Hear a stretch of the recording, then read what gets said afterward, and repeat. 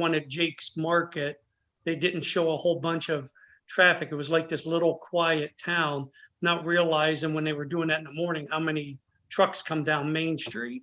So they did a good job of filtering all that out. So it was actually pretty impressive, the work that they did. Yeah, but they turned that whole project around in like maybe like what, 7 or 8 months then, right? Between the time they ended shooting and put everything together. It's pretty good. Yeah, because they came for a couple weeks and then they took time off for Thanksgiving. And then they came back and then they did it again. And yeah, and like it's complete, it's done, it's ready, it's out. So yeah, okay, so that's it was a quick turnaround. Yeah, sure, that's cool. So, Chief, did you ask Peyton Hillis what happened to his football career? No. If you see the picture of me standing next to him, he's a little bit bigger than me. I'm 6'2", and he puts me to shame. So I appreciate. Yeah, no, I didn't want to open that can of worms. Yeah. I bought a copy of Madden 2010 just because he was on the cover up, you know. But you know what? You get him outside like that, and he's just as personable, pleasant, respectful. Everything's yes, ma'am, no, ma'am, yes, sir, no, sir. Just totally just a down to earth guy. Lived in Arkansas, living life. Right on. He got some bad advice from his agents. What happened? Yeah, exactly. Okay, it's 6:01, so we'll call our workshop to order on May 18th for the budget. Jenny, roll call. Matt, Here. Scott, Here. Ben, Here. Heather, Here. Tammy, Here. Marty. Here.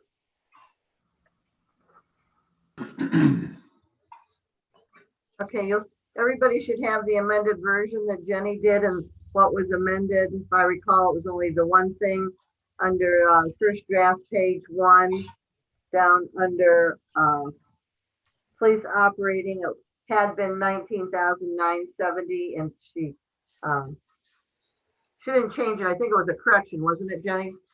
Yeah. A correction to $20,000. So do we want to just start on page? And I see that the newest draft doesn't have pages on it. So, but it's going to say first draft for finance. That's one right here. So that's page 1. So Joe, where are you at with your expenditures? Everything looks okay to me. Again, it's hard to tell in May what I'm going to be able to do in 2022. So if I had the little crystal ball, I'd be a lot happier. But I mean, it is what it is. We do with what we can, and we do the best. And I think we'll be okay. I need to, and if I need to move some stuff around, I always get with Jenny, or she lets me know, hey, we're getting close on this, or we need to move around that, and we make it work. Okay. Anybody have any comments on police budget for right now?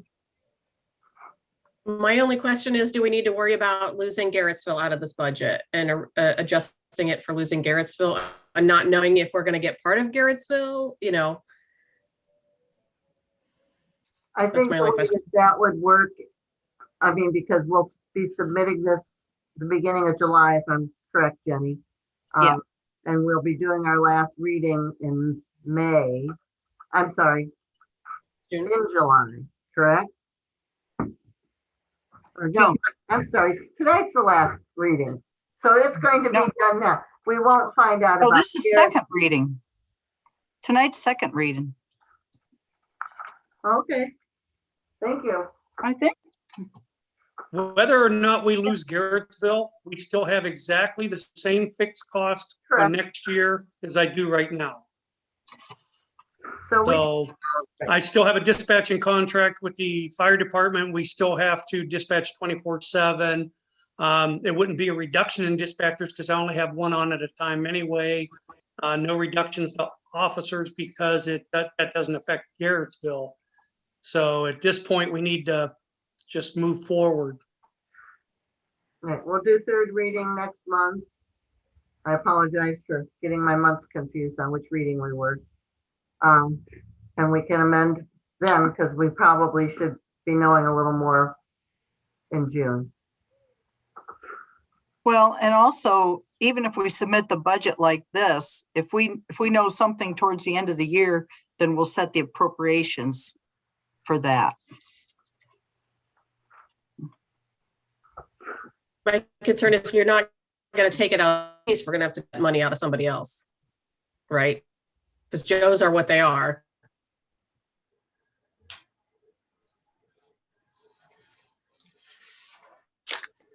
You mean reduce his appropriations? No, we can't reduce his are what they are, right? I mean, his expenses are what their expenses are. He's Yeah. got.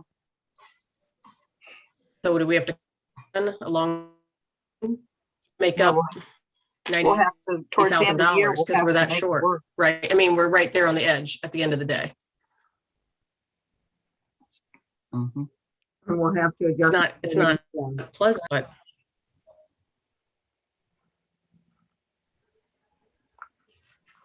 Okay, if everybody wants to flip the page to start, it says cemetery at the top.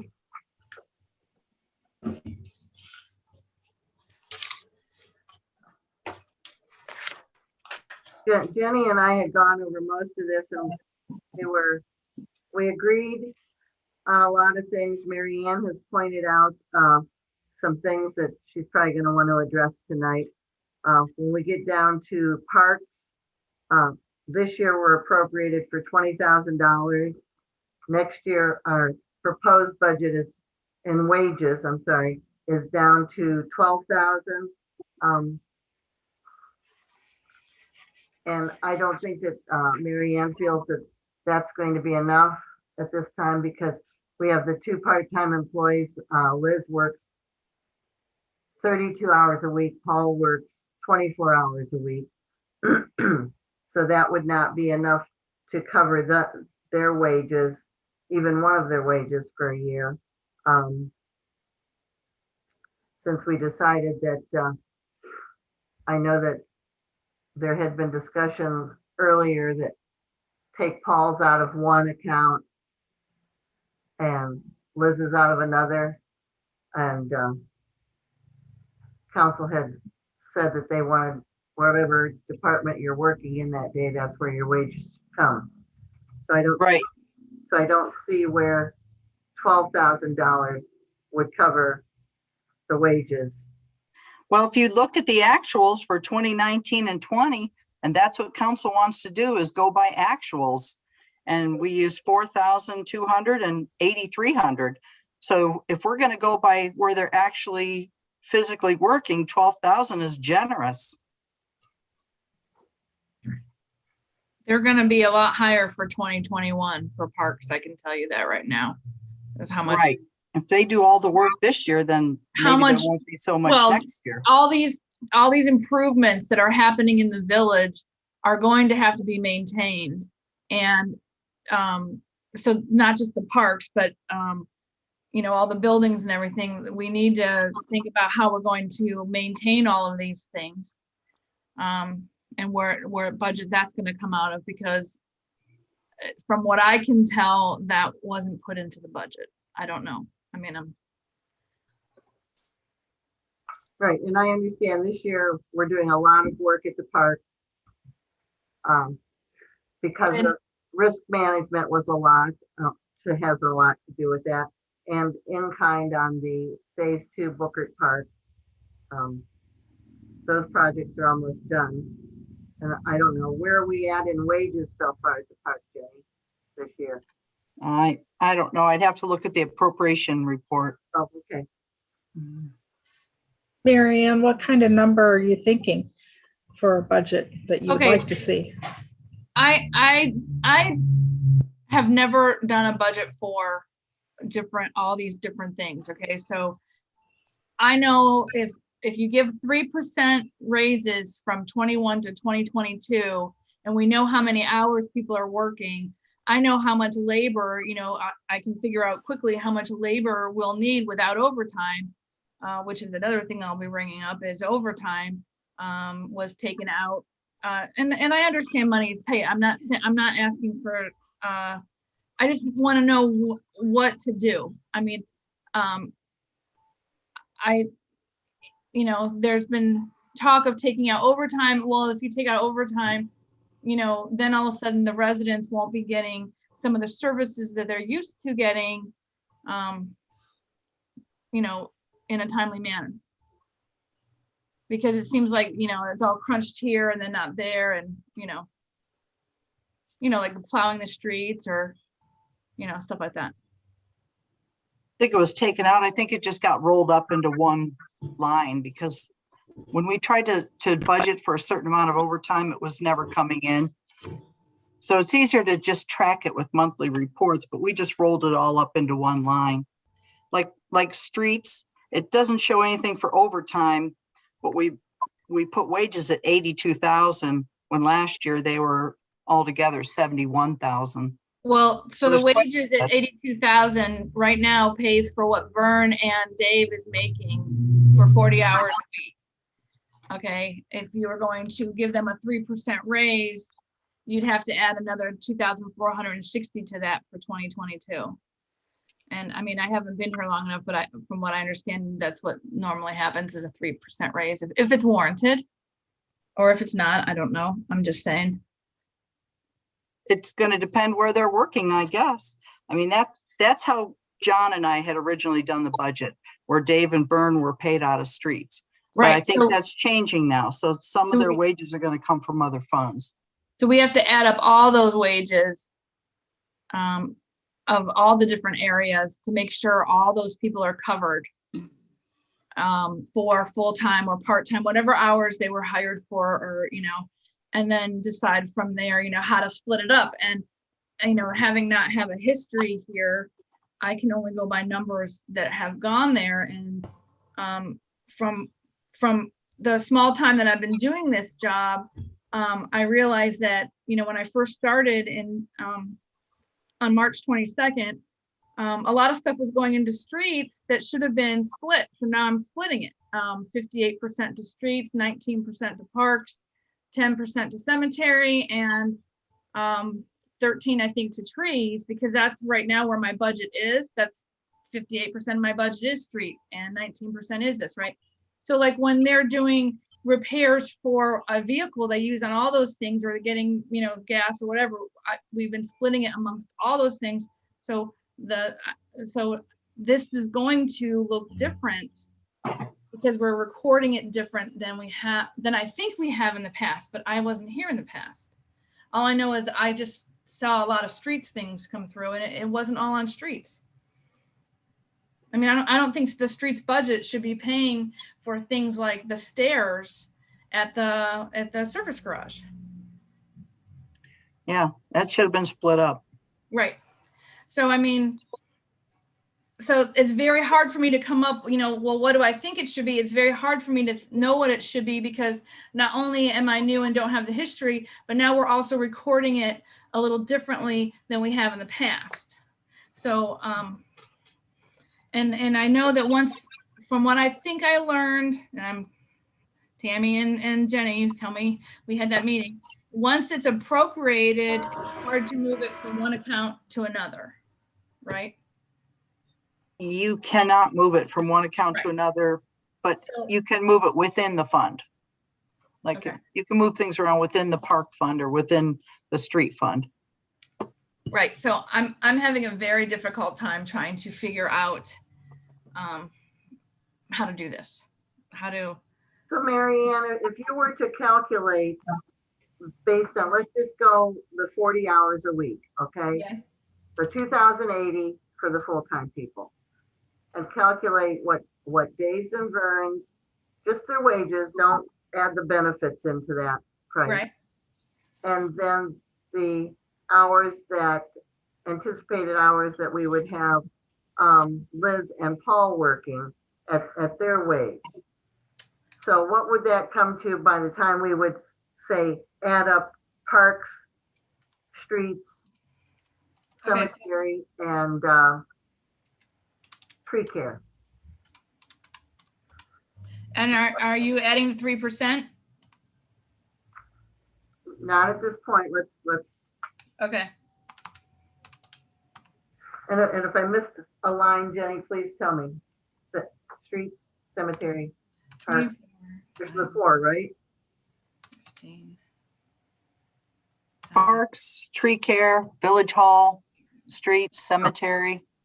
I mean, village hall budget is usually barely anything, but this year there's been a lot of work done, but usually it's just the fountain, you know, a few things. Well, she's calculating. We have to remember, since this building had been rehabbed and opened up in 2007, the first time we've done any inside maintenance, like as far as painting, was just for council chamber so far. And the police department, at least the dispatch area, needs to be touched up. The hallway should, and Jenny's office downstairs, Mary Ann's. You know, those are just maintenance items.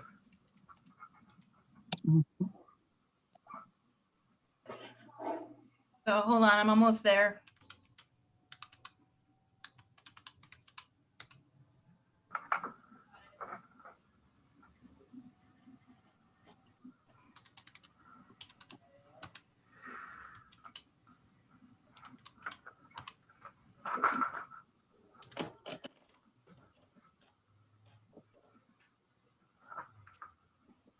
So I get 125, 778.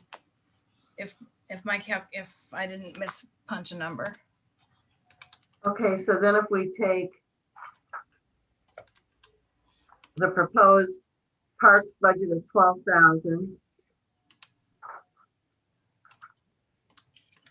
tree care 10,000, village hall 2,000,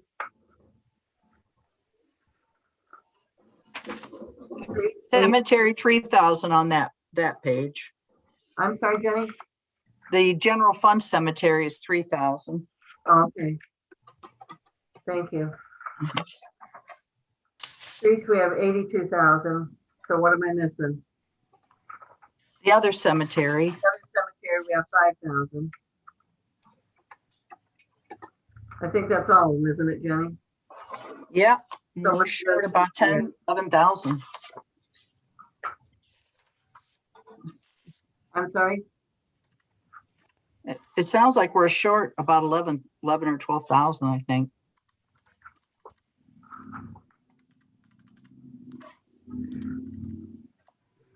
So That then, comes up to 114,000. Minus 125, 778. So we're short $11,778. okay, so then let me ask this question. If we, and I'm sorry I'm jumping around, but we have to bring all these things up. A village administrator, this year, we appropriated, excuse me, 102,000. And now that we've combined 2 positions into one, next year, the proposed amount is 76,150. So that's a savings there of about 26,000. I think it's a little more than that. So could we move that and split that out, at least 15,000 of it? Or what did you say we needed? 14,000, Mary Ann? 11,778. So And yeah, 11,000 of that just to meet the regular wages. Plus, we know we're gonna have snow, so we're gonna have to plow, so we're gonna have to have some overtime also. So well, yeah. maybe that 26,000 that we're saving there, we can split between the other line items. Yeah, maybe we should split them. That's already split down. That's already down 25,000. The village administrator budget. Right. So what she's saying is the difference, the 26,550 that the village administrator is down, we should take that 26,550 and split it amongst streets and cemetery and parks and tree and, you know. But I think it's been put other places, right? Yeah, put it in other places that where we need it. Well, then we have to pull it back from all those places that we spent that, Yeah. we put that money somewhere else. Yeah, it's gotta go, it's gotta come from somewhere. Right, and that's why I'm asking, if we still had a full-time administrative assistant and a part-time village administrator, we would still be up to the 102,700. So to me, the proposed budget for 2022, we're saving $26,000 because we've combined two positions and reduced the cost in that. Right, that's reflected in this budget.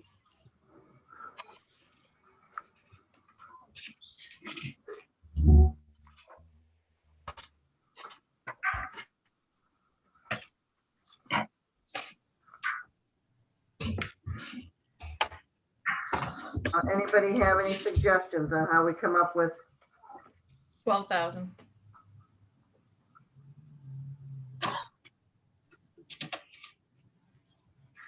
plus overtime? That's overtime. And I mean, and I talked it. Well, what was our tree expenses for last year?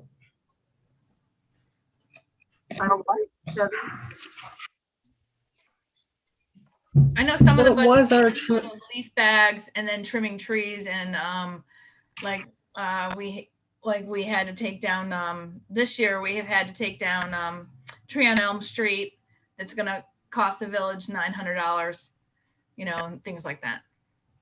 I don't know what else goes into trees. I was just wondering if we could possibly reduce that a little bit, to borrow from that a little bit. Aiming on the low side on the tree work, but that's iffy. The thing with the tree work is when we have right now, when we have trees done, it's because it's a safety issue.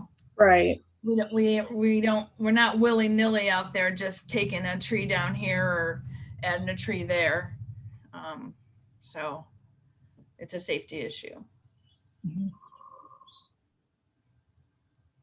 Well, insurance and bonding, we could take 3,000 off that. That's under mayor and council administration. It's at 14,000. And this year we got them to go down to just under 11,000.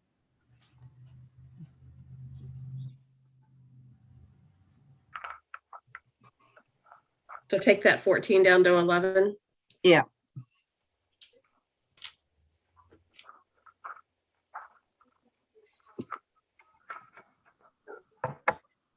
Okay.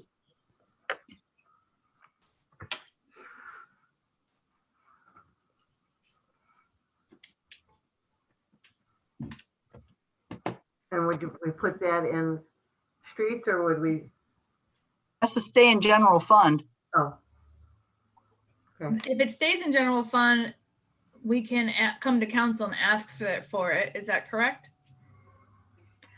Well, we can move it wherever you want right now. We could put it in parks or tree care. No, I know, but I mean, if we leave it in the general fund, because me not knowing what we're gonna need it as later, could I say, hey, we need this in streets, or we need this in, can that happen? but you're gonna want it in a budget somewhere, so. Okay, So even though it might not be appropriated yet, it was budgeted for that, so then she can move it. So you need to say, okay. or shade tree or parks or cemetery or whatever. Well, what is people's thoughts on, some of the things that the community is thinking on doing with the parks? It doesn't look like the amount of work at the parks is really going to slow down anytime soon. Right. So you So want to move it to parks? I'm thinking about moving it to parks, but on the other hand, we have a lot of work that we have to do on our storm sewers that has not been done for a very long time. So that would be onto streets, right? That's streets? Yeah, Right. but this has to stay in general fund. Okay, so somebody's telling me I need to put it in a budget and then it stays in general fund. So I don't understand what I'm supposed to be doing right now. Well, if we're taking 3,000 out of insurance, do you want to add it to parks or tree care? Okay, that's what I was just talking about. And then you just said it had to stay in general fund. Yeah, those are both general fund accounts. Parks and tree. Okay, now I understand. Okay. Well, that's what I was asking people's thoughts. I mean, those are two, Why don't you just split it 50/50? I mean, what do you think, Mayor? I would say split it between Okay, parks and tree care. okay.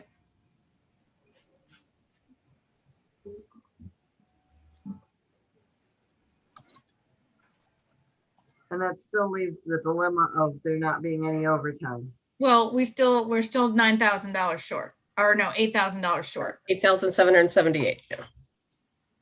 Right.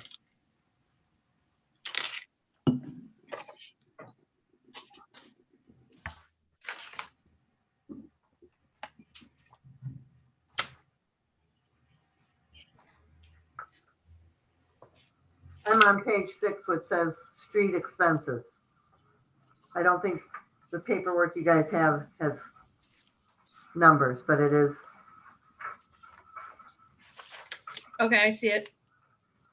I wrote myself a note to add the page numbers for the final one for next month.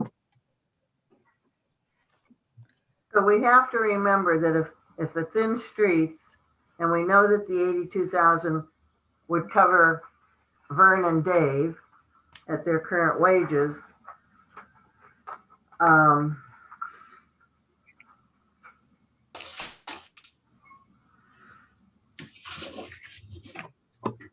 I was looking down at equipment and maintenance. No, Yeah. sorry, looking at the wrong one. Operating supplies and materials. The actual for last year was 13,000, and we've only appropriated 12,000 for this year.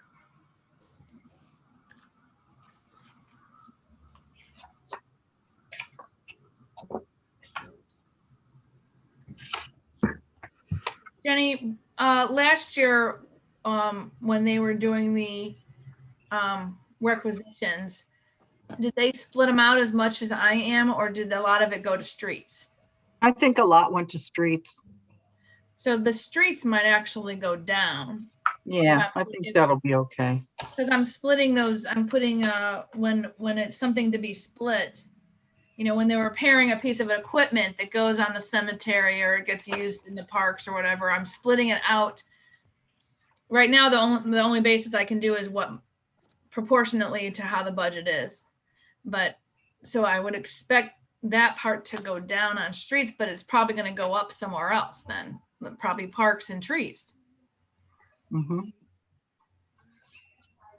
and cemetery, right? While I'm looking at page 6, I'm sorry, I have a question under overtime or wages overtime. So in 2020, we had $67,740 in overtime. Is that correct? No. No, that was just wages. We just rolled them all together, I think, for this year. But yeah, those are probably flipped. Okay, Or that was just actually regular wages. The 4504 should say village administrator wages because we were splitting John True's wages. gotcha. So Okay. those were his. Okay, so we need to make sure we correct that for next month. Well, yeah, we just quit putting overtime. Right. We just no, quit I tracking it understand. like that. That was throwing me when I saw that. Confusing. Yeah.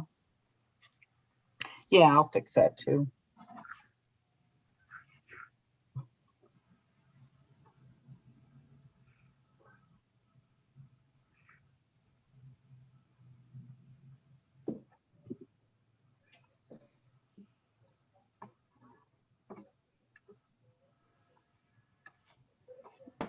Just curious why the only place on this page where you show how many cents were paid was in wages.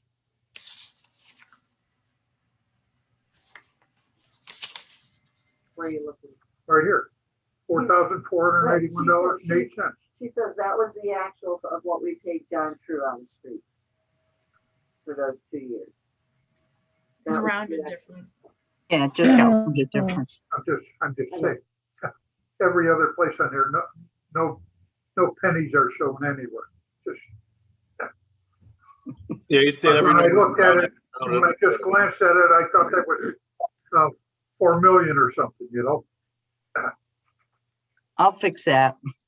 Thank you. And I guess, I'm easily confused, remember that. and we still don't know anything about the license plate tax, when they're gonna release those funds, when people have to finally get their license plates. I don't know.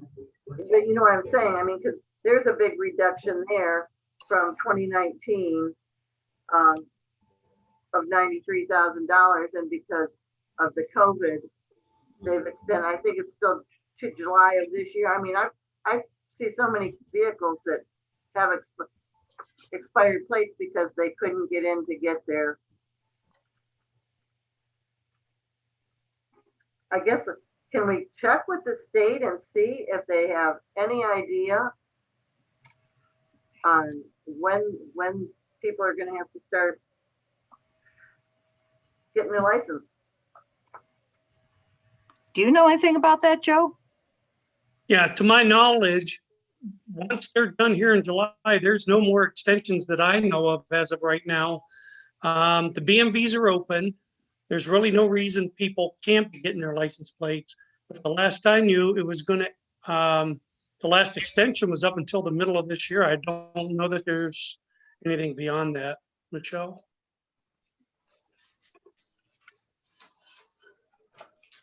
No, I could try to look it up, Yeah, but not that that would be a windfall, but I mean, if same people, the license, you know, for 2020 and 2021, you would think would be jumping up to, maybe not up to 93, but at least $20,000 more or so. Well, if my daughter's an indicator of people 28 years old, she's getting 2 years worth of her plates in June. So there you go. Well, some of them you can get 2 years, but if it needs, in Portage County, if it needs to be e-checked, then they're only letting you do a 1 year. And then once you get on the cycle with e-check, then you can go beyond that.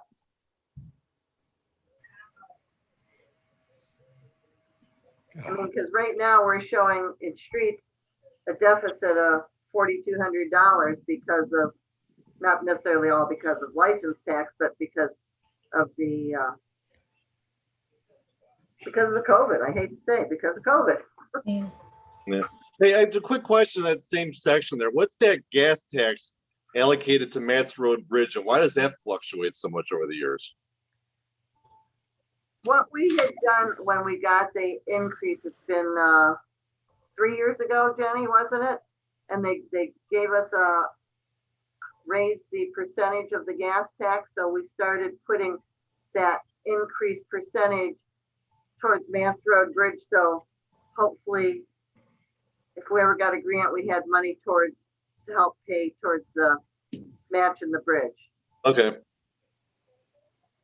Right on. And that's really just tracking it, but it's going into the street fund. So if we're losing money in other parts of the street fund, we're not actually building. Right. And we're basically just tracking how much extra we should have. And that's down because, oh God, I hate to say that word again, the COVID.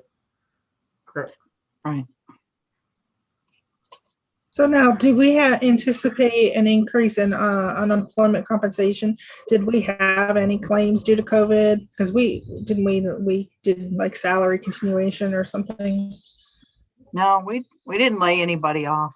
Okay. I think we had one person that filed unemployment, but it wasn't much money. And she actually quit, but she was still able to tag, I think, 4 different places, and we were one of them. Okay. Had to pay for unemployment.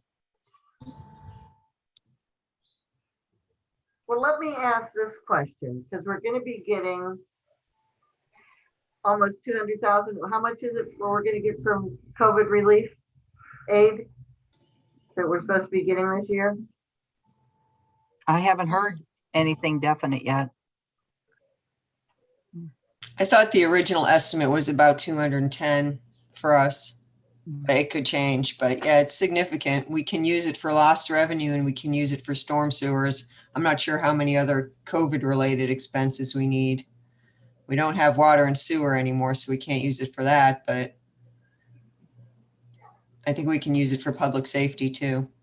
Well, will we be able to use it for how Liz and Paul were paid? And, you know, I had to take it out of streets. Can I get reimbursed for that? Yeah, it's And- probably, yeah, I would imagine that'll probably, Okay, and I'm gonna be Right. asking for Verns to come out of Right. that at the council meeting. Okay. right. We just don't have the money yet because the state still has a while to distribute it.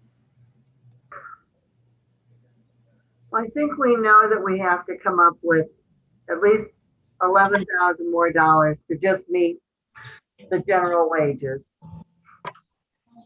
And we can, Jenny can go back, you know, if we amend this tonight, you know, or when we really can't amend, we can only amend the one, the $2,000 or $3,000 from Parks and Shade Tree tonight, because we don't know about the COVID money.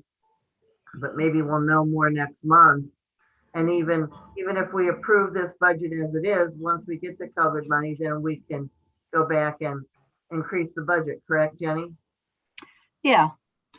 When you calculated the hours, how many did you calculate for each of the part-time people? Paul was 24 per week and Liz was 32 per week. Okay. The one other thing which we probably won't talk about, because we have another month, right? But I brought it up at service and so they said to bring it up. We don't have any line item that I can see that we're thinking ahead. A lot of our big trucks and whatnot are 20 years old and we're going to need to replace those. We also have some, you know, our buildings are old and, you know, we might need to replace the roof on the Boy Scout building or, you know, some things like that, and there's no line items for that. And again, I know you can't pull money out of thin air. Right. But you know, something to think about because we can't just not plan because then all of a sudden it's an emergency and then it costs us a lot more money in the long run. So, Okay, let me interrupt on one point. Is the roof on the Boy Scout building or the Soapbox Derby building per se, they are responsible for the maintenance of that vehicle, just like the Potato Festival is. on Okay. theirs. okay. So, I mean, even though that is an expense, Right. So maybe that was a bad example, but I didn't know. No, But no. there's other examples like that. I mean, we have the village hall and the And service garage. We have the bricks, you know, coming down the service garage. right. Yeah, we have building maintenance issues. And Yes. so, you know, that would come out of operating supplies of that $12,000 at this point. And hopefully, once we get, I don't want to rely on the COVID money from year to year, but I mean, if anything that we can use it to save money on these other line items, when that happens, then, you know we have to keep tightening our belt, but it is where it is. As far as, we know we have to do a truck payment, and we had talked at service, I know, about like a capital plan for a truck or the front end loader kind of thing, you know, that we wanted to start putting money there. We'd have to take it out of something else, you know, whether we motor vehicle maintenance, you know, if we took 1,000 of that a month or something, you know, I don't know, to create another line item. That's something for council to. You hate to take it out of maintenance on old equipment, but yeah, I get what you're saying.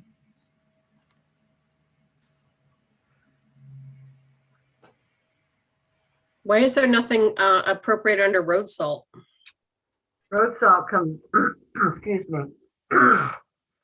It's excuse me, Jenny, it comes out of state highway, most of it. And Okay. permissive, I think. Okay. Yeah, permissive 15,000 and state highway. But I still have one more change in the general fund. Under miscellaneous, the last page of general fund transfers out, we have 12,000. We have to add 43,700 for that village hall note retirement payment. You on the last page, Jenny? Yeah, last page of general fund. So transfers out should be 55,700. You tell me what's at the top of that page. Village hall. Thank you. Mhm.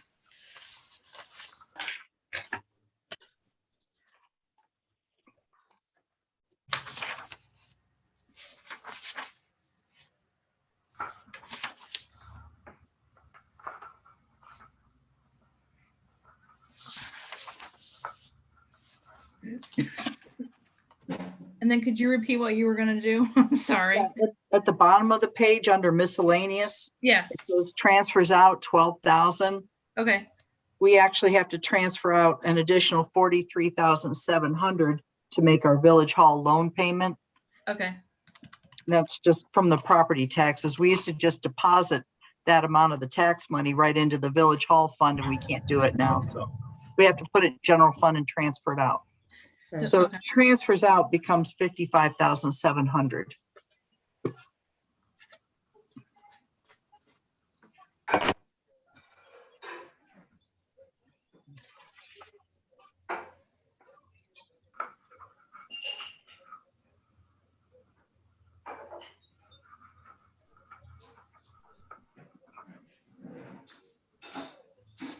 And we tend to be conservative on the revenues so that we don't over appropriate.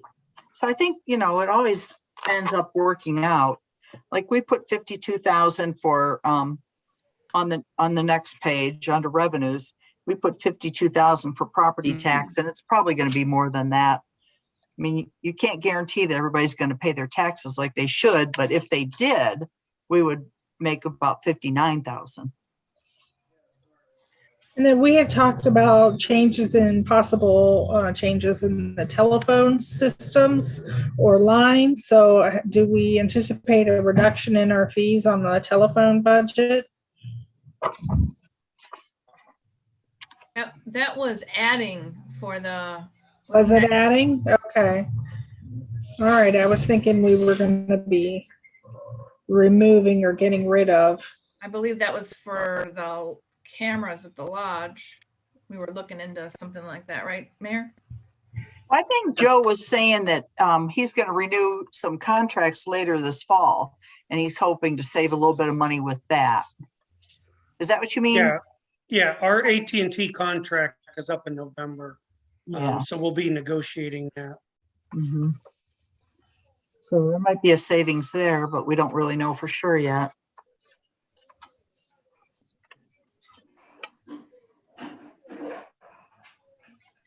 We don't know if we'll be making the money from the park rentals. I think we will be in 2021, we didn't probably make any money from park rentals, did we? Or some. 20, yeah.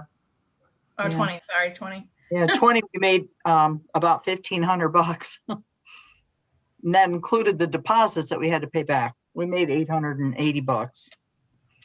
And this year we budgeted for the full amount, but we aren't renting it. So we're going to lose money for that too. Well, according to Governor DeWine, we're gonna probably be opening it up for rental, at least by June or Mhm. July. July for sure. Don't know if we'll be ready in June.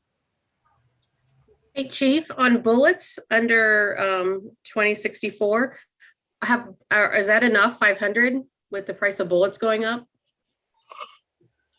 Yeah, we actually purchased in 2020 with some of the COVID, when we moved stuff around. We actually ordered enough in 20 to carry us through. Ammo prices, as anybody knows, has gone through the roof. But we went ahead and we took care of that in 2020. So we'll be okay for this coming year. Okay. I just saw it was the same and I was like, do we need to up that for you? Because that's not gonna.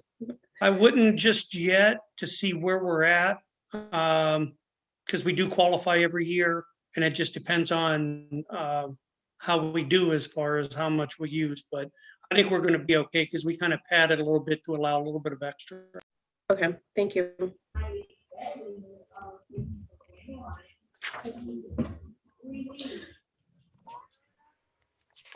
Workers' comp, do we see any reductions coming in the future? Not that I know of. I mean, our rates aren't that bad because we don't have that many claims.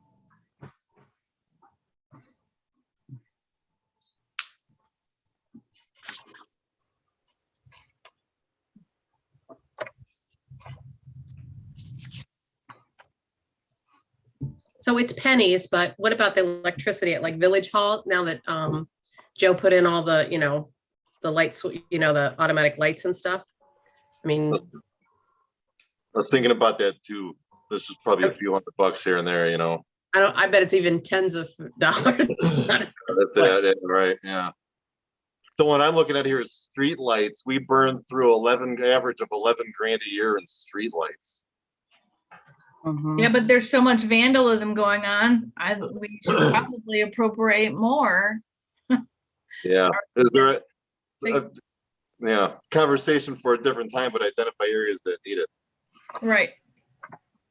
Seems to me it's been quite a while back that I think that we turned not a lot of streetlights out, but maybe one a block or something. I mean, I think when we were having financial difficulties, so it was a little darker, Yeah, I remember that. but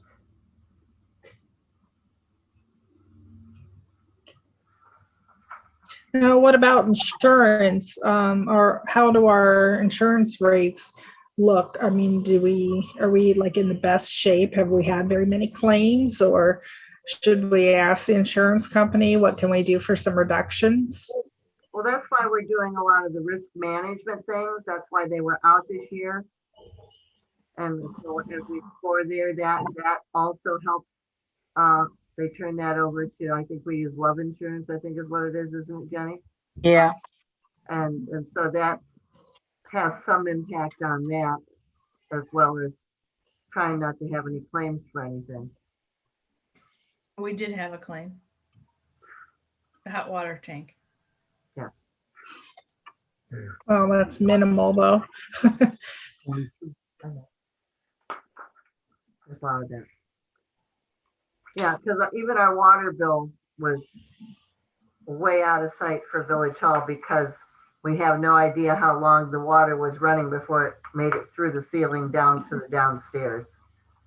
Our water bill was like over $800 for Village Hall because of that. Yeah. $875, I think.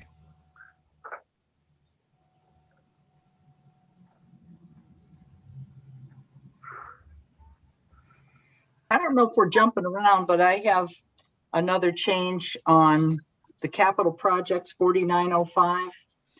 It's the second from the last page.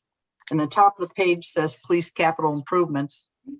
But capital project revenues transfers in should say 12,000.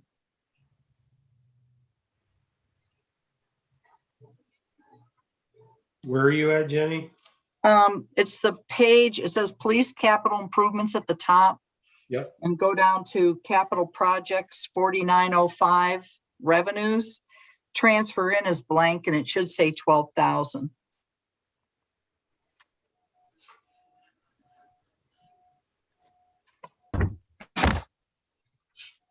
And that's going to change our totals and stuff on some of these pages. So we'll have it all cleaned up, for next month.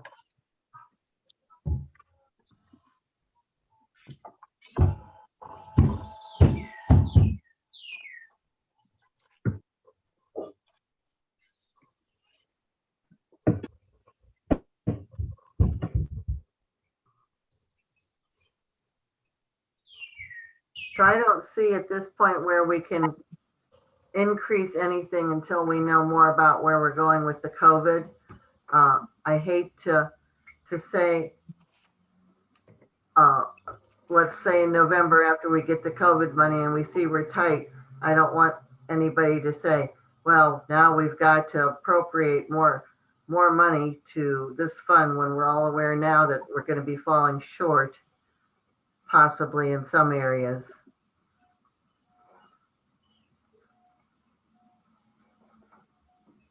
So hopefully the license tax will get straightened around. Hopefully everybody will pay their property taxes and our income tax will be back where it should be. And our revenues will be a little more stable than they appear right now.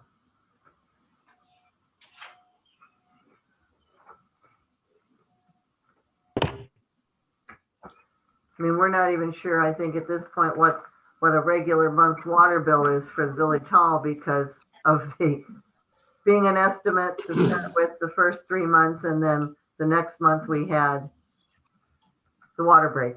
So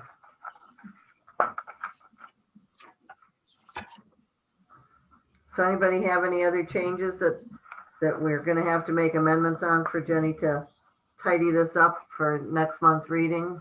And maybe something will happen and we can still amend it next month again if we need to be. Maybe we'll know more. It'll just go. Pardon me? I said, or it'll just go and it'll be fabulous.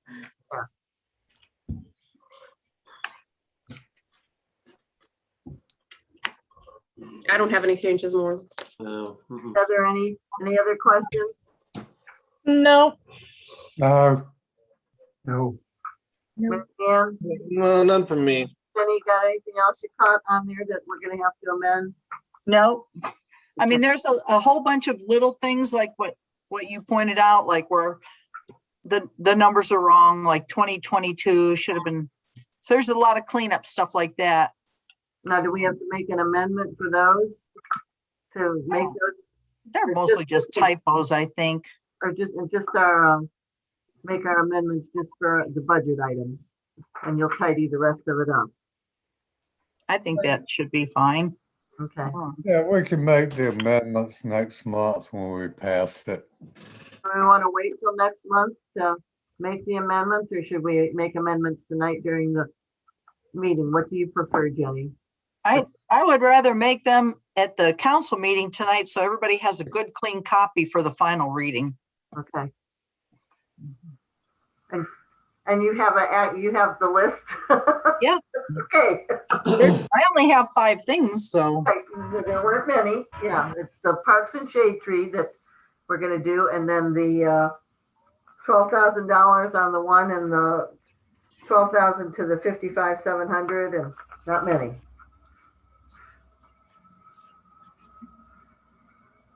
Mayor, I do have a question. I'm seeing on, let me see, on the page that had cemetery at the top. If you go underneath like leisure time activities, we have a line for medical benefits. It includes the cozy annual fee. That's something we could probably try to get them down on. That's usually like 3.5% of your base rated premiums. So maybe that's something we could ask cozy for a reduction on. Not that they'll give it to us, but seeing that we call that medical benefits, but then on the page further in on special, I'm sorry. 5 more pages later, where it says special revenue funds, streets expense funds, 2011, we have a line for hospitalization. So what's the difference between medical benefits and hospitalization there?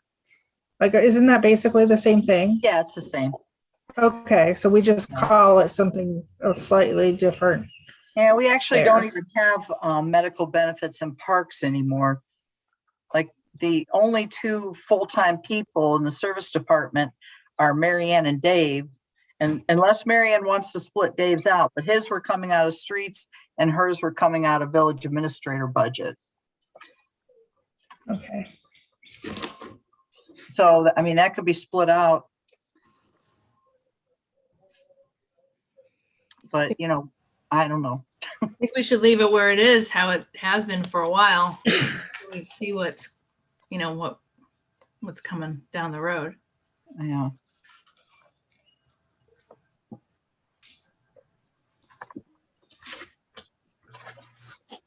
Okay, anything else? That answered your question, Heather? Yes, sorry. Okay. Anybody else have any other requests or adjustments or anything? Jenny's got our list of 5 or 6 items there and Mhm. plus the tidying up. Okay, I guess can have a motion to adjourn at 6:55. So move. I'll second. Okay. Tammy, Yes. Marty, Yes. Ben, Yes. Matt, Yes. Heather, Yes. Scott. Yes. Okay, does anybody need a minute? Yeah, I'm gonna take a minute. Oh, excuse me a second. Me too. Okay.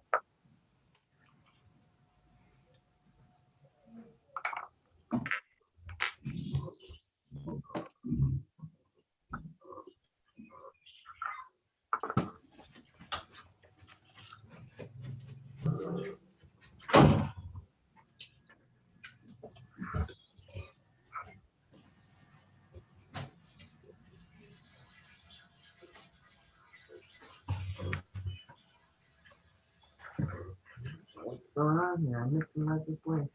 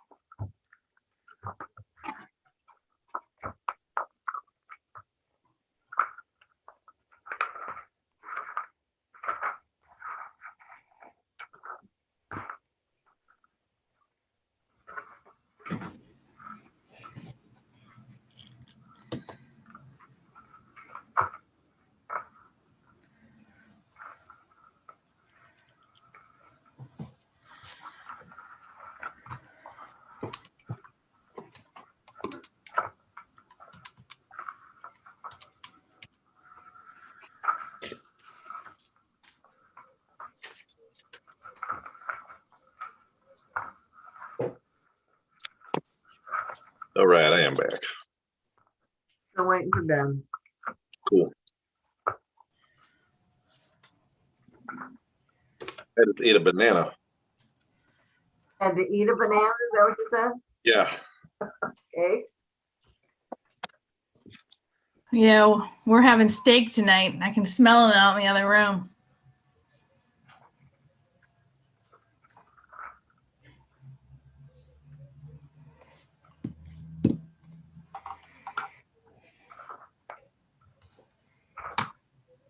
So when I tried to turn on my computer today, it came up with screen Windows is updating. Do not turn off your computer. 6 hours later, I unplugged it. Staple. Okay.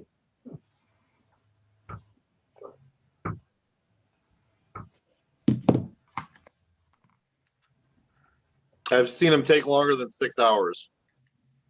But Well, 6 is a I long have time. so much stuff on there that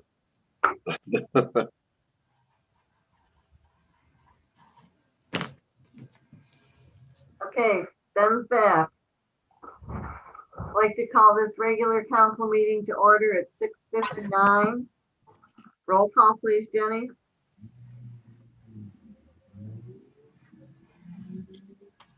You're muted, Jenny.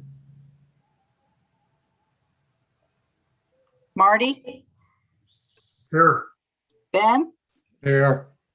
Heather, Here. Matt, Here. Scott, Here. Tammy, Here. Matt, are you equipped to do the Pledge of Allegiance? Yes.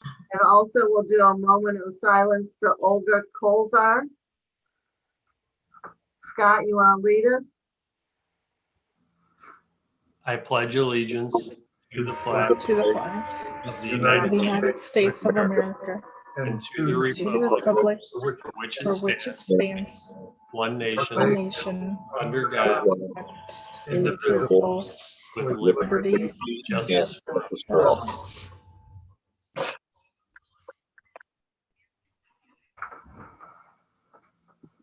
Thanks for doing that, Matt. And sorry, I did it out of order again this month because Jenny's already done roll call. But a motion to accept the minutes from the April 16th regular council meeting. that should be April 20th. Sorry about that. Oh.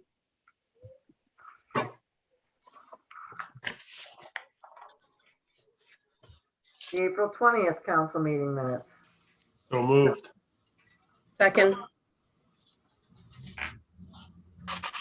Tammy, Yes. Marty, Yes, Ben, Yes, Matt, Yes. Heather, Yes, Scott. Yes. Motion to accept the April 28th special council meeting minutes. There's a change. In the roll call, it has Paula's name, not Heather's. Oh,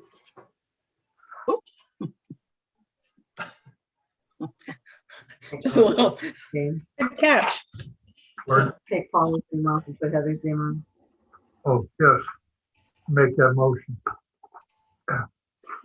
second. Second.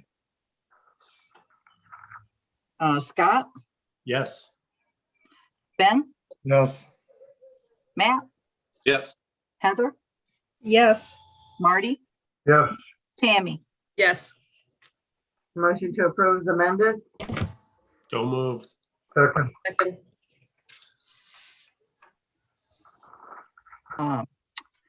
Tammy, Yes. Matt, Yes. Ben, yes, Scott, Yes. Heather, yes, Marty.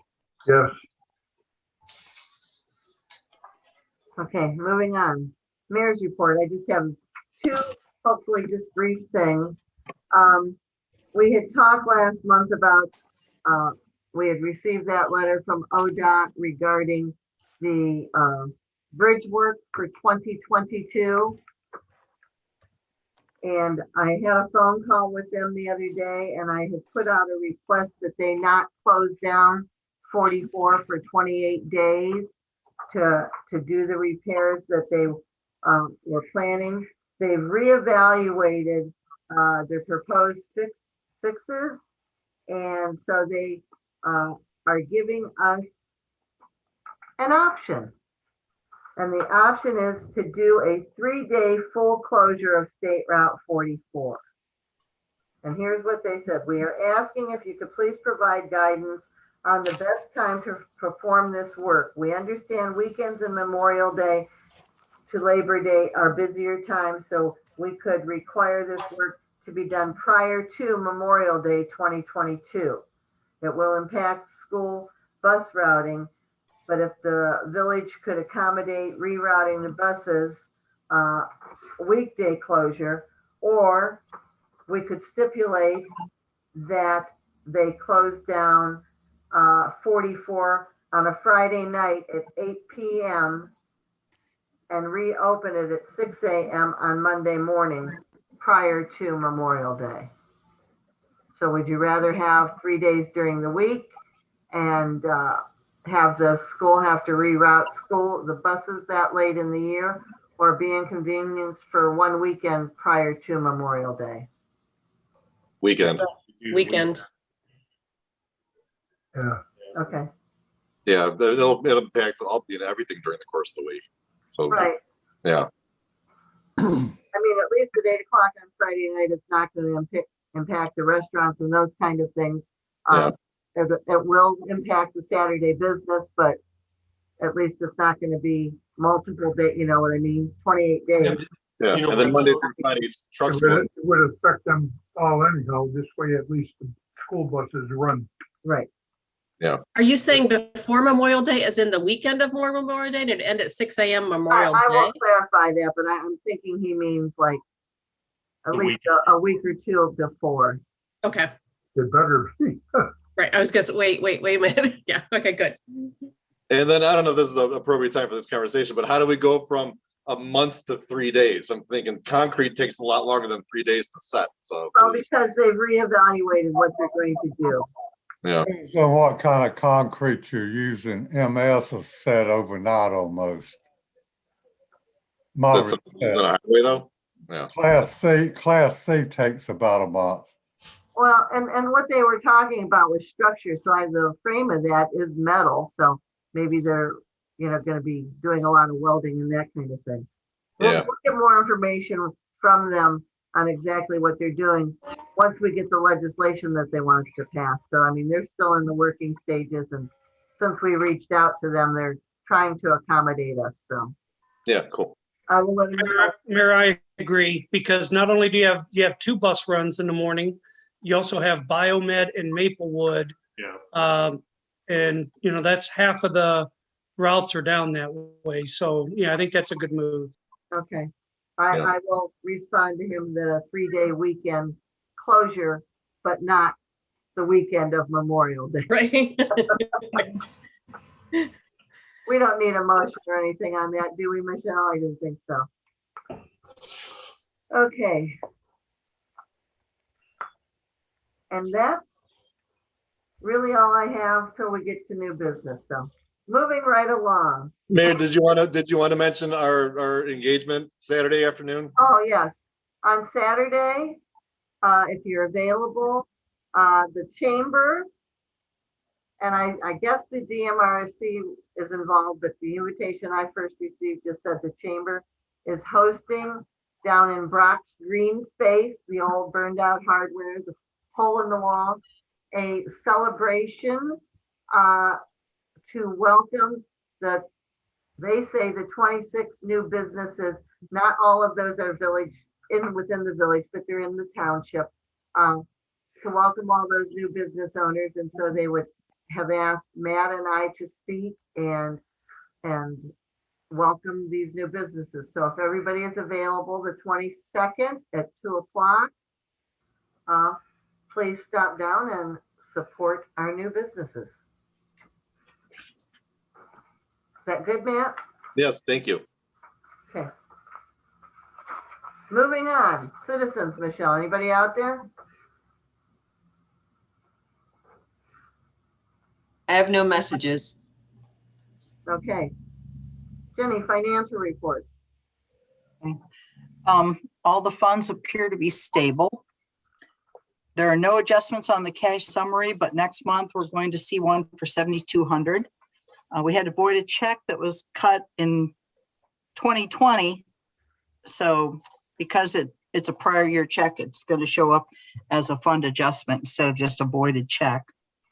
That was cut out of the water capital fund for horizontal drilling. And then we ended up either not doing it or our guys did it or something. But either way, we didn't end up having to pay the company.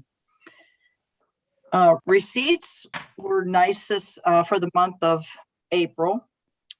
Revenues totaled 216,260. We got a check from the trust, the OPWC pass-through payment for West Prospect.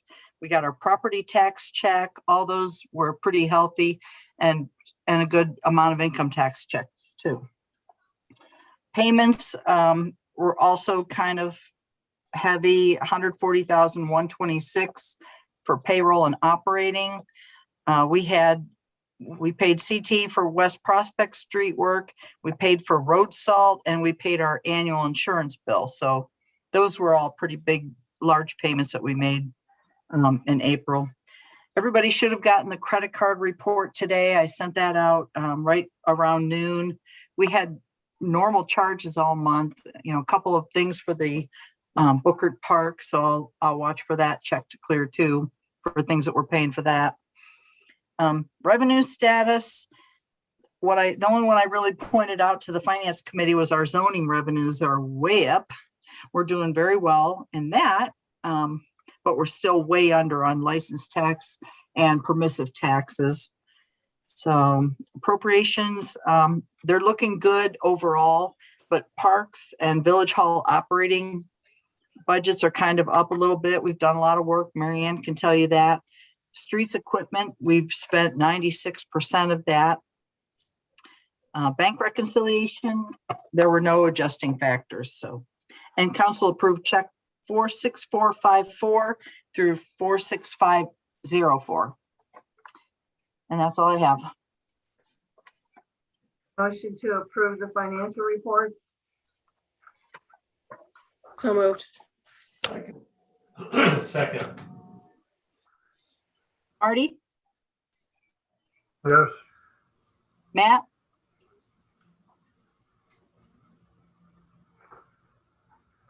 I was muted the whole time. I even seconded that. I'm like, yes, I heard you say second. yeah, did you? Okay. Scott, Yes. Tammy, Yes. Heather, Yes. Ben. Yes. Any correspondence, Jenny? No. I just briefly, we've been receiving quite a few checks for the KIA Memorial, which is good. So we'll be able to pay for the headstone as well as probably the footer and for our guys to be getting the work to get it in there and get it in the stone. I received a letter from a Victor. Sorry, I cannot say his last name. It's spelled Corneliussen. So whoever wants to tackle them. He's from North Jackson, and he and his wife provide KIA flags and plaques to the family of KIA veterans. And they would like to be invited when we dedicate, the stone at the park to speak and to also provide flags and plaques for the families. So I have that with the folder. Good. And that's Nice. very nice, yes. Yeah. I just got that. I haven't responded to them yet, but I'm going to as soon as I get a free minute. Jenny, you have any correspondence? No. Okay. Bills of resolution and addendum bills of resolution. Any discussion?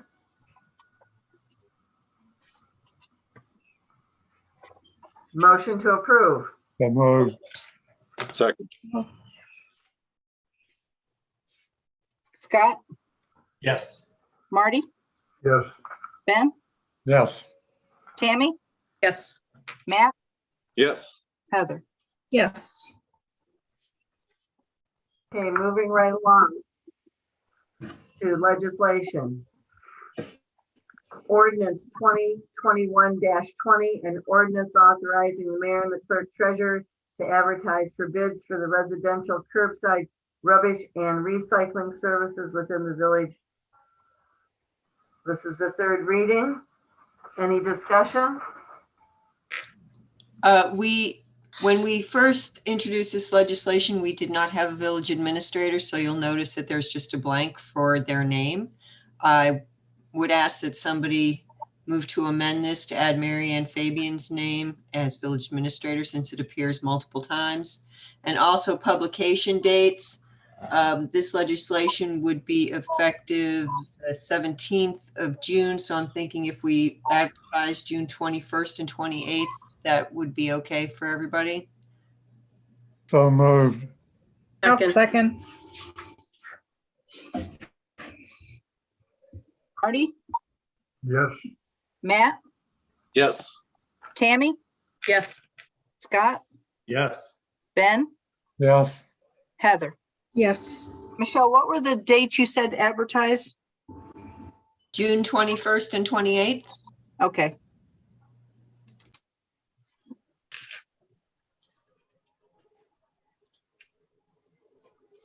Okay. Motion to approve is amended. So moved. second, Second. Ben, Yes. Marty, yes, Heather, Yes. Matt, Yes. Tammy, Yes. Scott. Yes. Okay, moving on. Ordinance 2021-24, and ordinance amending section 331.45 of the codified ordinances of the Village of Mantua relating to distracted driving and declaring an emergency. This is the second reading. Open for discussion. The safety committee, when they met, they discussed the possibility of further amending the section that talks about, I'm waiting for it to come up. Anyway, adding a language to prevent people from having cell phones in their hands to engage in a conversation, not just to initiate or receive the conversation. And I was tasked with coming up with some language that would work for that if council wants to amend it. So as opposed to, I'm just going to screen share this real quick, if I can. There it is. Share.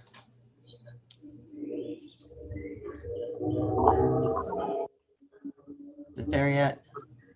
Almost. Not yet. It's trying. So you'll, is it not going? It's got there. We got it. Yeah.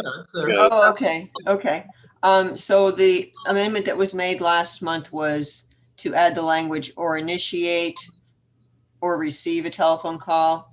And if council is in agreement, amending it to say to initiate, receive, or otherwise engage in a telephone call. That would cover a situation where if a person received a phone call out of the village and they had their phone in their hand as they came through the village, so they weren't initiating it or receiving it, but they were still engaged in it, that would also be a violation. I'll make that motion to adapt that new wording. A second. I guess real quick, why are we limiting it to just telephone calls and not just overall manipulating of the device? That language is there too. That's already in there. This Is was it? in Okay, addition I thought to it was. that. I thought it was. Okay. I just want to make sure. To write, send, or read a text-based communication. Yeah. And then there's other prohibitions against other internet. Yeah, I was just saying, because I could be checking the weather or something. Okay. Right. So I just make sure all the bases are covered. All right. Yes, we're just amending this one little section. Yeah. The whole ordinance is bigger. Very So, good. thank you. But right now, it's in your hand. Okay, I'll do the roll call. We have a first and second to amend it. All right. Matt, Yes. Ben, Yeah, Marty, Yes. Heather, Yes. Tammy, Yes. Scott. Yes. Okay, so it's amended at the second reading.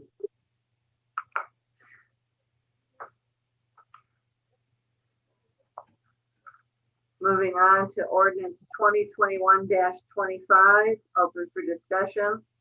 Jenny, would you please read the amendments that council had set in their budget, please? Yes. We're gonna reduce insurance by $3,000. We're going to increase park wages by $1,500.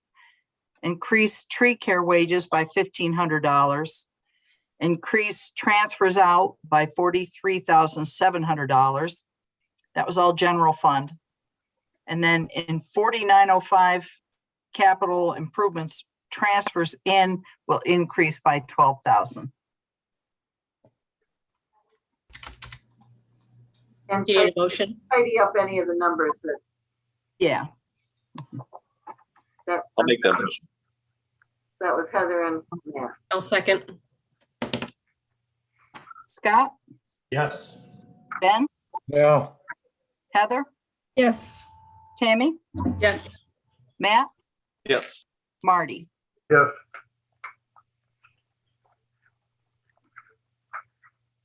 Okay, moving on to ordinance 2021-26.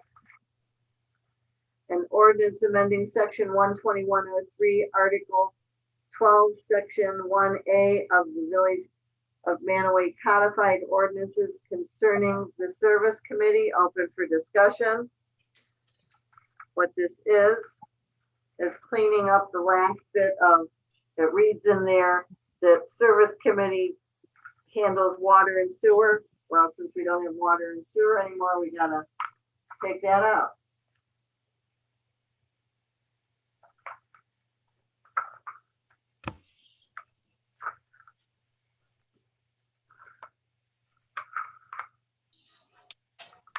Any other discussion? Nope. Okay.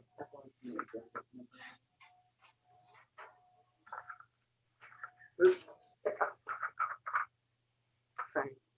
Okay, so that would have been first reading on that one.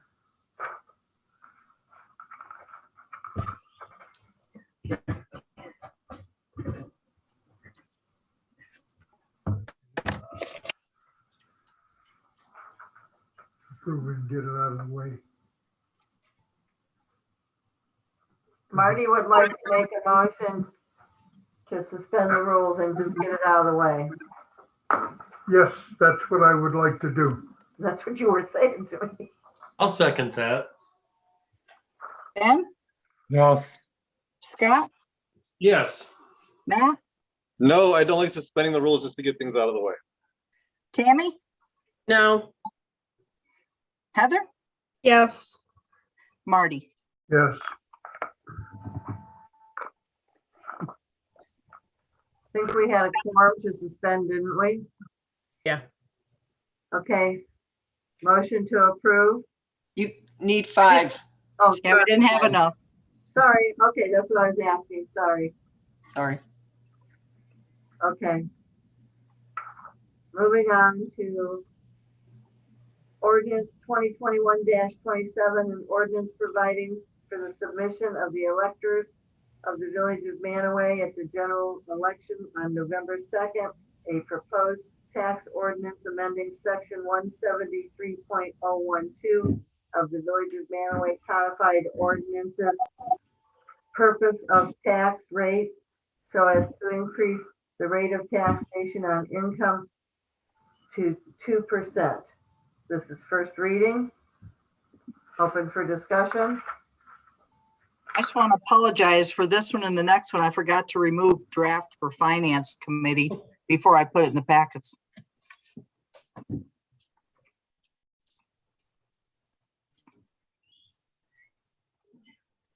Is Okay, everybody aware of what's going on with this? Why this is here?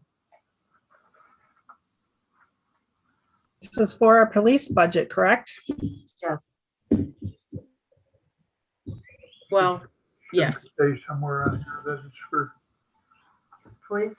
yeah. It doesn't say it in the heading, but it's in the body. And we have a second one that's going to be more specific. Section 2, I think. Yes. Yeah. Section 2 says the proceeds of said tax increase shall be used only for law enforcement and public safety purposes within the village. Thank you. Hey, Jenny, did you want to say how much a 0.5% would bring in? $216,667.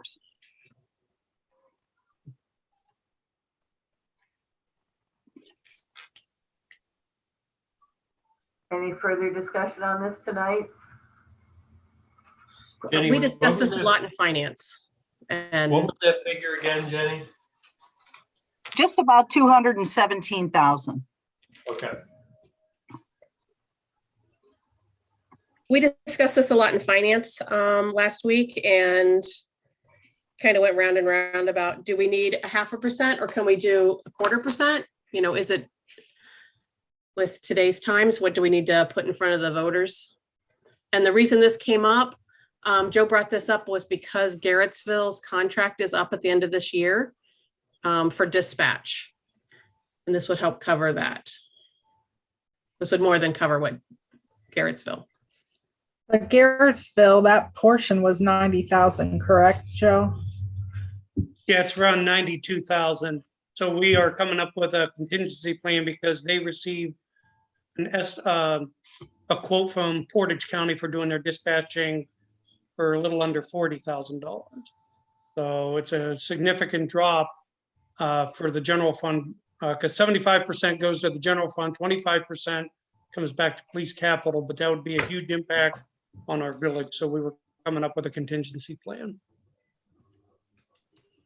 Yeah, and I was gonna add, just on top of that, we had talked about maybe submitting, I mean, this is your deal, Chief, but submitting a counter offer for Garrettsville, you know, that could maybe ease some of that shortfall, but then putting together some programs and things like that for other municipalities in the area that are able to use our services as a way to sign them up. So, I mean, I'm kind of brainstorming, thinking about this stuff as we go through it. Chief, I want to get with you here shortly, you know, just let me get a time where we could get together here. But what I would say is, and not to jump around, but in the meantime, if you could come up with a list of people that we could target for this, and then what I'll do is come up with the framework for a sales pitch, and we can work together on this, because I think there's a lot of opportunity there. I really do. Depending on who you talk to, a lot of places say that down the road, we are heading to a countywide dispatch center. They haven't forced us to do that yet, but a lot of people want it under one roof. The problem is, the more you put under one roof, it's kind of hard to keep up. If you have the same amount of people, or even if you had one or two dispatchers, and this is no disrespect whatsoever to the county, but if they start taking on 2, 3, 4 more entities with high call volume, at some point, somebody's going to wait. And I did ask Linda to create a spreadsheet. She was going to check with the chief, because he wasn't in today, to work on exactly how many calls we have per day. So I told her to go to April and tell us how many actual dispatch calls that our dispatchers are taking. And if there's some way that with the system they have down there to break it down, how many are Garrettsville, how many are actually ours. Well, doesn't Joe have that in his report just for Garrettsville? Don't you have in your dispatch report for Garrettsville, Joe, that they have last year 2,315 calls? Is that correct? Yeah, when Linda does that report, Linda does that monthly report, and then she totals them up for the entire year.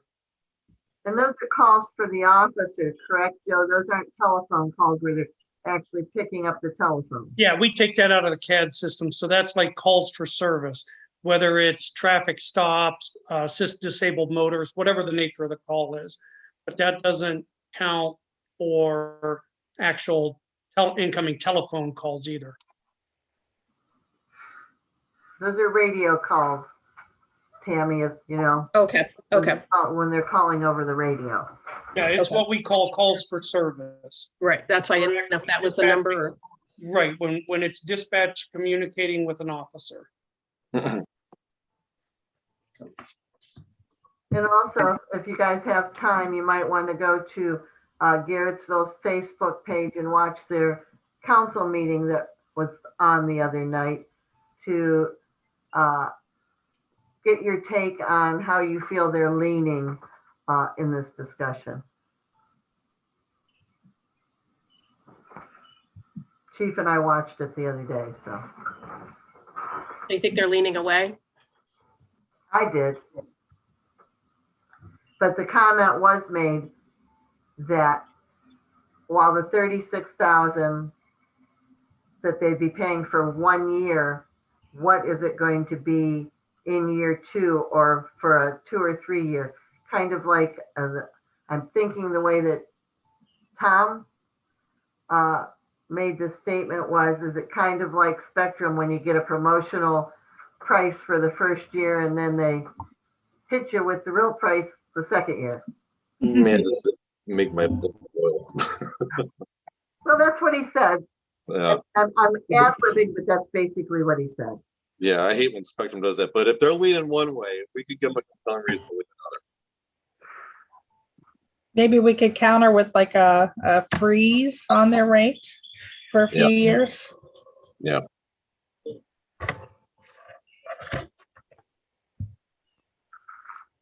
Well, the problem is we're still gonna have a shortfall because we've, I mean, we still have a shortfall in funds. Right. Either way, it's not going to be the money that we collected in 2021. So for the year 2022, yes, whether it's going to drop 100% or a fraction, if we can match, beat, come close to, and they decide to stay, either way, it's going to be a high percentage drop, roughly 2/3. Yeah. And then the other thing too, like we had talked about this a few times, is training and keeping good police officers here in this town for an extended period of time. Again, I've said this a few times in different groups. I'll just say it again. I'm not sure I'm talking to, but it's like when I moved here, it was Dan Foreman again. It's been here, for years. It was Sergeant Ed, all those guys. I'd like to. We'd like to see people like that stay here, right? We talked about it being a training ground. So I guess one quick question I have is there any type of funding that's available to actually have us be a training ground to bring in a part-time officer, an additional part-time officer, on a basis like that, if they need to be trained, type thing. You're going to have to rephrase that one, Matt. Yeah, no. Is there funding available for us to actually be a training ground for, like a rookie police officer? Oh, you mean like a grant funding or something? Yeah. To add another part-time officer to the force if they need somewhere to train. Well, there's some programs out there, I believe, that if you take somebody on, they would pay a portion of their wages up to a certain amount. Yeah. But then we would have to pick that up after. Sure. Okay. We did look at that once before, and we had to commit to hiring them full-time, I think, for 3 years after the training. I think that's how it went. I vaguely remember that, Jenny. You're right. Yeah, I remember. I couldn't remember if it was 2 or 3 years, but I think, yes, we had to commit to taking them on full-time. Okay, cool. Again, I'm just brainstorming. And while we all agree that down the road, it might become regional dispatching. But at this point, I think we need to consider, we could reduce this to 1/4% instead of 0.5%. But then what happens? And we see in 2 years that we're going to have to ask for another 1/4%. I would rather ask for 0.5% and not ask for anything more for long term. All right. Yeah, I agree with that. Yeah, that was kind of I mean, if we were talking about 1% right now, it'd be a different scenario. Sure, maybe we could ask for less, but 0.5% is minimal, nominal.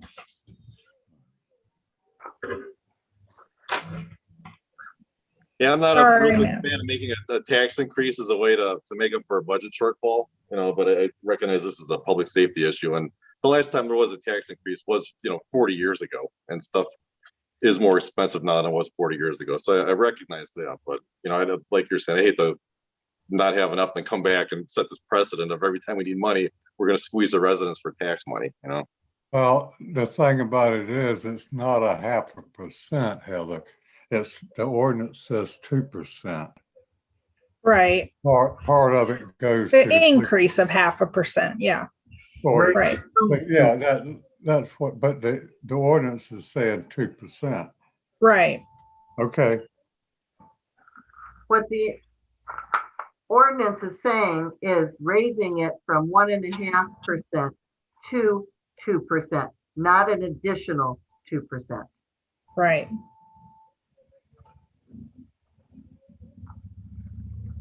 And I'd rather be proactive and encourage some growth along with that increase rather than just making it through and never being able to grow or see some new growth happen.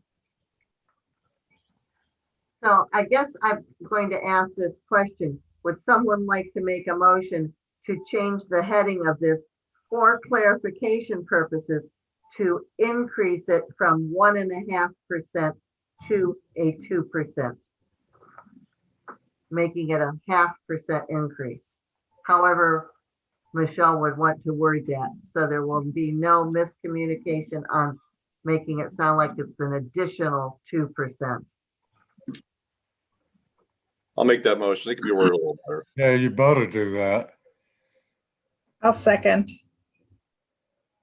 Scott, Yes. Ben, Yes. Marty, Yes, Heather, Yes. Matt, Yes. Tammy. Yes, But also just remember, thank you for doing that. If you read the first whereas and the third whereas, it's very clear there. but nobody does that when they I go to know. the ballot, right? TLDR. Is there any way that we can work that 0.5% is for public safety purposes into that heading? Yeah, that would be Because really that's huge. great. Yes. You know what? When Yeah. the fire department ups their levy, nobody bats an, well, I shouldn't say nobody bats an eye, but most people don't bat an eye. And I just think that's huge. Yeah, law Um, enforcement and public safety. Section 2, the proceeds of said tax increase shall be used only for law Yeah, enforcement and public safety. Oh, I know, Joe, but I'm like Tammy. People don't read that far. They see the 2% and they're gonna. If we could work that into the heading somewhere. Okay, so before we make a second amendment, is there any more discussion on a change to the heading? Besides adding in there that it is a 1.5% increase now, adding 0.5% to make it a total of 2%, and that the 0.5% would be for safety purposes, police and safety purposes only. Law enforcement, just the way that it reads, law Enforcement and enforcement. public safety, yeah. Yeah, so they don't get confused and think that this is more for fire. Okay, you before know, we get a because you know motion, they will. before Somebody we will. get a motion, let's make sure we're done. Maybe Michelle can read back what she's furiously writing. I also want to add that the ballot language does specifically say that it's for police and fire. And that's what the people are going to see is the ballot language. Absolutely, but we don't want it to say fire. Right. well, So it says safety, right. public safety, law enforcement. Well, but we've already had one council person that misread this, so we need to clarify it. You ready? So when you're ready, if you would read it to us, please. So your new title will be on 2021-27, an ordinance providing for the submission to the electors of the Village of Mantua at the general election, on November 2nd, 2021, a proposed tax ordinance amending section 173.012 of the Village of Mantua codified ordinances, purposes of tax rate, so as to increase the rate of taxation from 1.5% to 2%, the additional 0.5% to be used for law enforcement and public safety purposes. Perfect. Everybody I'll make a motion to amend. Wait, let's make Oh, sure. Let's make sure. Do we want to slip the word only in there, only to be used for public safety? I'm okay with that. Yeah, To be used only for law enforcement and public safety purposes only. Okay, Everybody count to 5 before anybody thinks about a motion, see if there's any other questions. Well, I have another comment, but it doesn't have anything to do with that. So, Well, I'm not gonna let a motion until you're done with your all right, comment. so I'll just say that just so everybody knows my position on this is that 5% that's going towards law enforcement, public safety, I do not want to see go towards revenue generating things like traffic light cameras and data collection things like random license plate scanners on cars and stuff like that. So I just want to throw that out there. That's all.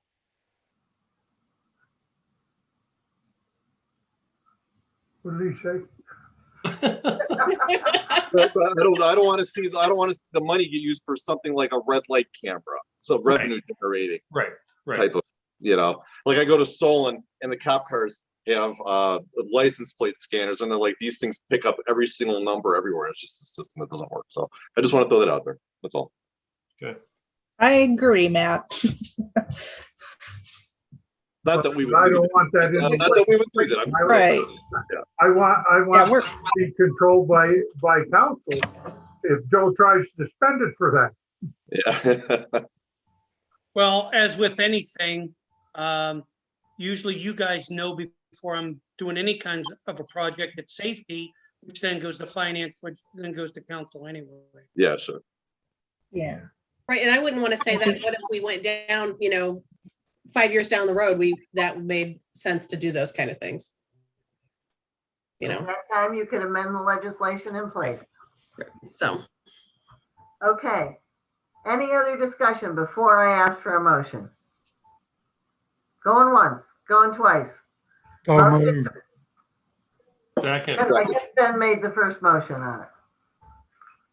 Second, Scott, Yes. Ben, Yes.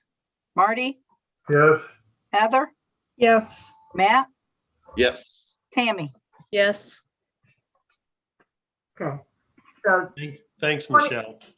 2021-27 was amended on the first reading. Moving on to resolution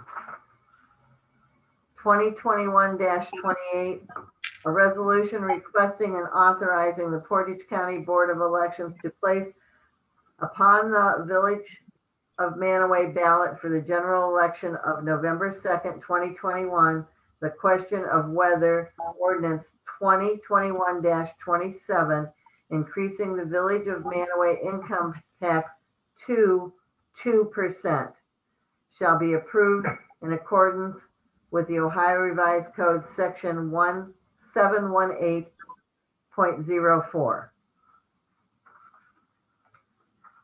And it's very specific, as Jenny said, the ballot language does say a 0.5% increase. Any discussion on this one?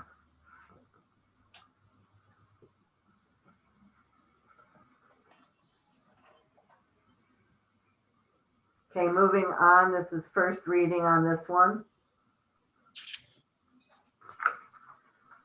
Ordinance 2021-29, an ordinance authorizing certain adjustments to the 2021 appropriations and declaring an emergency. Jenny, you want to explain these? The general fund increase of 43,700, that is for us to transfer out our property tax to the Village Hall Note Retirement Fund so that we can make our our monthly payments for the Village Hall refinancing. The Water Capital Improvement Fund, that's that voided check that I mentioned earlier.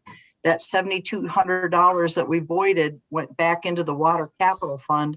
Now we need to appropriate that for this year so that we can give it to the county. Any discussion on this? Motion to suspend the rules? So moved. second, Ben, Yes. Marty, yes, Matt, This has to be passed, Matt. Yeah, I was muted. I said yes. Yeah, I said it. Scott, Yes. Heather, Yes. Tammy. yes, Motion to approve. So moved. second, second, Marty, yes, Tammy, yes, Matt, Yes. Heather, Yes. Ben, Yes. Scott. Yes. Okay, thank you. Let's move right along. Chief Urso. Okay, good evening, everybody. We did have a safety meeting on May 5th. We accepted the minutes. We went over the appropriation status to vendors, the SRO report. Under old business, we discussed the distracted driving. Then we worked on the wording, which you're aware of tonight. Traffic enforcement concerns about traffic stops and speed within the village. Personnel, we interviewed a part-time dispatcher We talked about moving the auxiliary to part-time and then the process of a full-time, which you're all aware of. We worked on another grant for another computer for in the car. And then under new business, we discussed the COVID guidelines and also our dispatch contract with Garrettsville, which we have discussed in depth at safety, finance, and then again tonight. Items recommended to council was the distracted driving. Finance was the 0.5%, which you're aware of. Nothing to go to Parks Committee, nothing for Service Committee. We didn't table anything. We did not have an executive session. Our next meeting is tentatively scheduled for June 2nd at 6 p.m. And one thing that has come up since then, we did adjourn at 6:32 p.m. But one thing that's come up, we had a project going through Chief Rosa and the fire department back during COVID, and I think it may have even started back pre-COVID. The UH had talked about providing Mantua Police Department with some AEDs to put in the patrol cars. We did receive those a couple weeks ago. They were a donation. There were 3 of them. So I will need council to accept, make a motion in a second and vote on that to accept those as a donation from University Hospital to the Mantua Police Department for 3 AEDs for the patrol cars. So moved. Second. Second.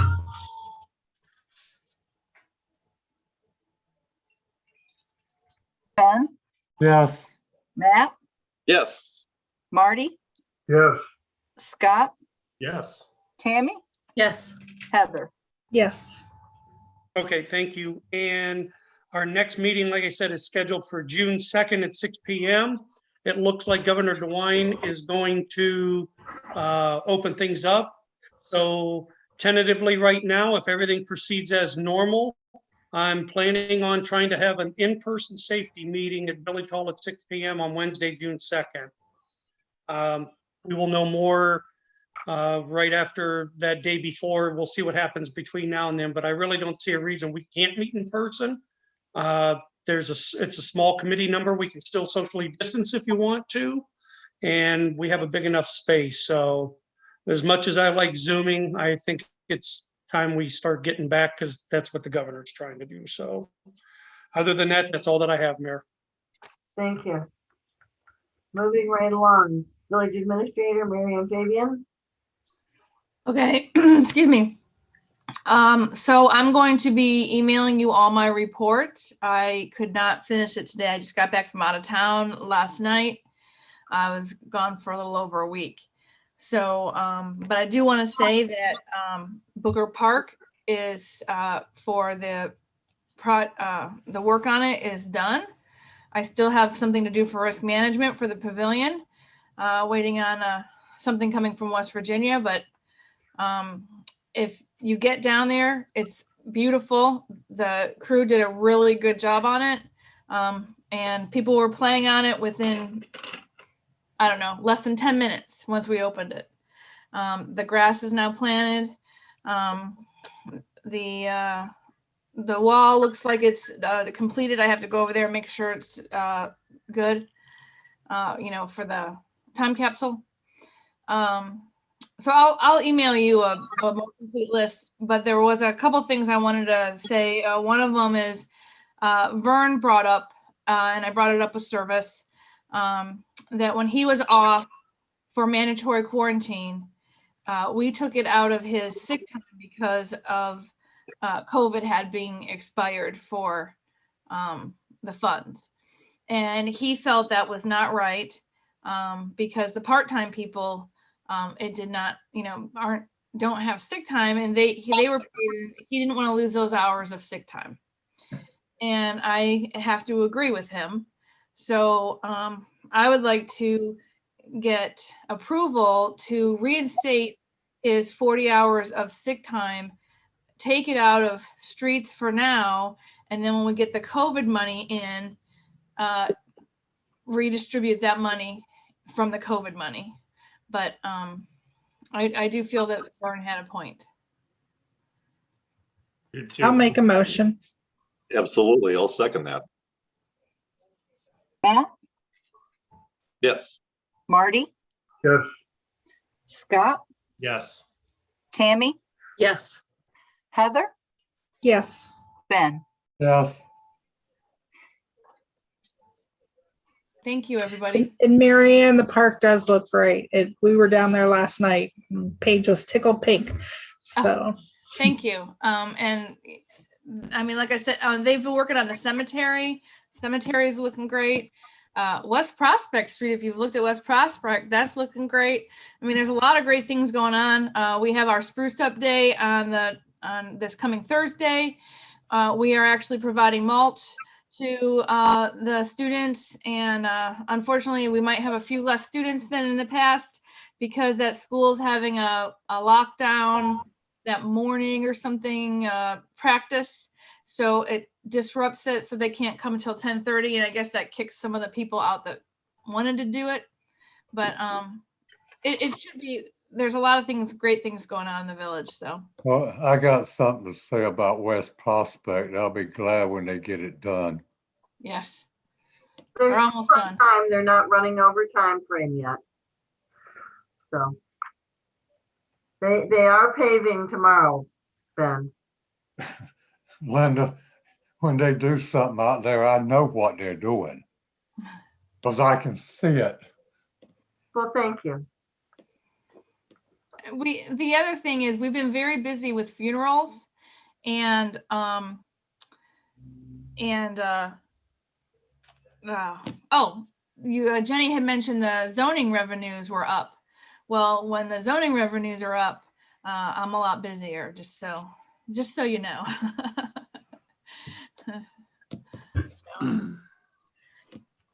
Anything else, Mary Ann? I know one other thing. Did I forget something? Well, this is an important thing. We got our quotes back from Canada Road. And we got one from Todd Lamb and the other one was from Perrin. Perrin did not follow the guidelines that we had sent to them. And so they weren't going to be doing everything that we were requesting as far as building up the edges and such. Don't know what the technical terms are, but it was all in the quote. At Service. Service was given the quote for Todd Lamb that came at $47,970. And so Mary Ann is bringing that to council since it's over $3,000 for approval so that we can get him on our schedule and get Canada Road, 1,600 feet of it done. Sorry, I forgot that. You need a motion for that? Did I hear that right? It's over 3,000. We need a motion. Yes. I'll make that. Oh, Second. Tammy, Yes. Matt, Yes. Ben, Yes, Scott, yes. Heather, yes. Marty. yes. Okay, moving right on to anything else, Mary Ann? I'm sorry. No, unless there's something else I forgot. So that was the only thing I happened to think of when we were sitting here before the meeting started. Okay. Okay. Gene Arders, CT Consultants. Mayor, I'm used to you doing it first, and I can just say I Okay, mimic the well, here, mayor. let me do it. Let me do it and you can correct me. Okay, we approved CT doing a pre-application for West Franklin Street to give us some cost. The county had expressed interest in doing a joint project with us, but they have not been able to get their ducks in a row, so to speak, to be able to apply for something with us right now. And they are working on their own a $1.5 million CDBG funding. So we're going to be going alone. So we have two options for council to decide. So the first one I'm going to call Plan A, which is starting at the dead end of West Franklin and taking it all the way to Elm. That would be replacing the storm sewer lines that are up there, all the way down to Elm Street. Does that help, Mayor? Yes. Yes, that'll help. That is also replacing the storm sewer lines, or exactly the ones that come from Franklin in the area of Oak Street all the way down to Prospect Street to get the proper drainage to help alleviate the flooding that the Prospect Street residents get from the water running downhill. So the project cost for that would be $770,000. The grant would be for $300,000. We would take a loan for $200,000, and the local share would be $270,000. I am not recommending this. This is up for council to decide, because I would hate to see us spend that money to pave from Oak Street down to Elm Street and have the county come in a year or year two and cut right out the center of the road that we just paved, because the storm sewer runs down right down the middle of the road, and then the water line runs right down the edge of the north side of the road. So that's the reason for going to option B. Wait, Mayor, can I interrupt for real quick, just for the council's consideration as well, is not only the fact of the water line coming through here, the water line from Oak down this way is a newer 8-inch that was installed, I believe, like 8, 9, 10, 12 years ago. But it was this portion here that has the smaller water line. So not only would it, obviously, when the county comes back in, whenever that is, if it's a year or 2 or 3, they're going to saw cut, obviously, whatever they need to do to put that water line in. So not only is it going to look ugly, but it's going to be zigzagging all over the place. The second negative to that is your residents, at least on this portion of Franklin, and I would say probably even these people over here too, is they would experience basically 2 construction projects in, the next 5 years, assuming that this was done now as well. So it's just that inconvenience to your residents. Sorry, go ahead. Okay, so if we go to Plan B, I don't know why I've got something on my screen. Let me get rid of it. That's blocking my picture. Okay, so option B is to start at the dead end of Franklin and take it up through the intersection of Oak, replacing the storm sewer lines and the catch basins, and also replacing, you'll see, from Franklin Street down to Prospect Street, the storm sewers, again, to alleviate the flooding that happens down on Prospect. So that project is, total project is $385,000. Local share would be $85,000. Grant would be $250,000, and loan would be $50,000. So a total project of $385 to do that 200 plus feet. I'm not exactly, Gene, you know off the top of your head how many feet that is? This portion here, shoot, I remember, because I did this morning. This was 590. I think this was like, oh geez, 300. I don't remember. 300 feet. Sounds about right. Because I think it was like 6 when I did both sides, 600. So I would ask council to decide between Plan A, which takes it to Elm Street, that would be cut up in the future 2-3 years again, or just do Plan B, the end of Franklin through Oak Street. That'll Hey, still well- have to be cut up in a few years, but there'll be less to cut up. Yes, whenever the county gets around to doing their water lines and sanitary lines. And like Jean said, that western end, the dead end, is already an 8-inch line that changes to a 4-inch line that needs to be a 6 or 8, but yes, so. Mayor, I'm sorry, Matt, or Mr. Orlowski. One thing I forgot to also add, when we were doing West Prospect over here, that remember over by the hydrant, we had to end up keeping the hydrant because we couldn't turn off the water line. And the good news is that line was, I think, a 6-inch water line, whereas this one here is a 4-inch. And my understanding is it's really, really old. And basically, if you look at it even wrong, it'll break. So the challenge is that we would not do anything for the water line because that would be a Portage County. But the concern is that as we're doing work in here, and of course they're digging for storm sewers, reconnecting, then we need to redo 1 or 2 water service laterals if they happen to be in the way.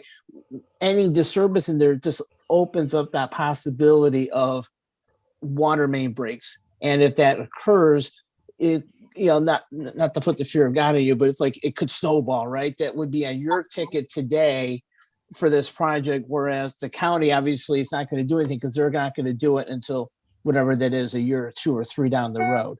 So we're trying to also stay away from doing anything in here that will kind of disturb status quo. Yeah.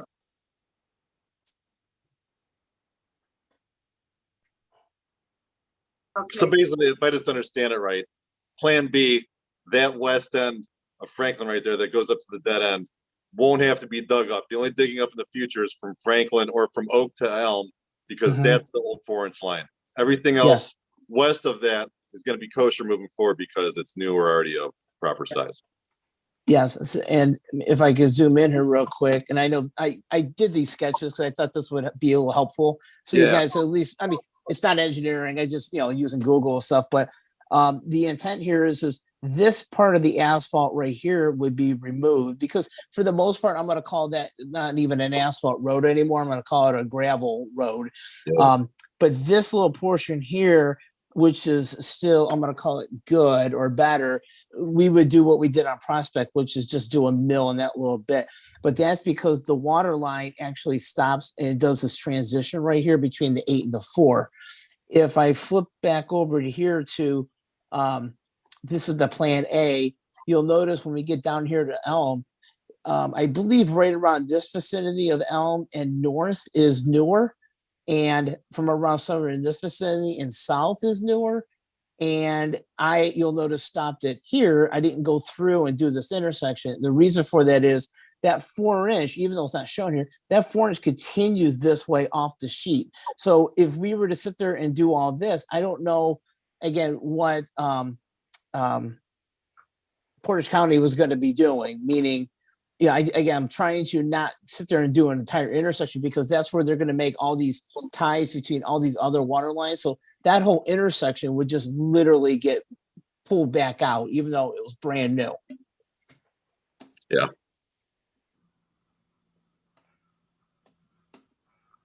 So how about the sanitary, Gene, on the west end?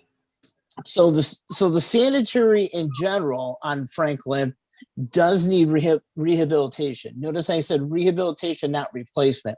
My understanding is, and now the county has not done a has not CCTV'd the entire thing, or if they have, I haven't seen that, but it is, or actually I believe they have. And my understanding from speaking with them is the sewer pipe itself would be like a potential of lining it. We could do a pipe bursting, or I should say they could do a pipe bursting. There's more non-destructive ways, and they believe it's more of a rehabilitation. So it's not like the water line, for example, it's a 4-inch that's obviously too small. It needs to be at least a 6, if not an 8. So, and then again, with the water line, you have to end up you put a new one next to it. You get it all hooked up and operational, and you make your transitions, your transferring of people's services to that water line, and then you abandon and place the old water line. On a sanitary sewer, that's a lot harder because it's all by gravity.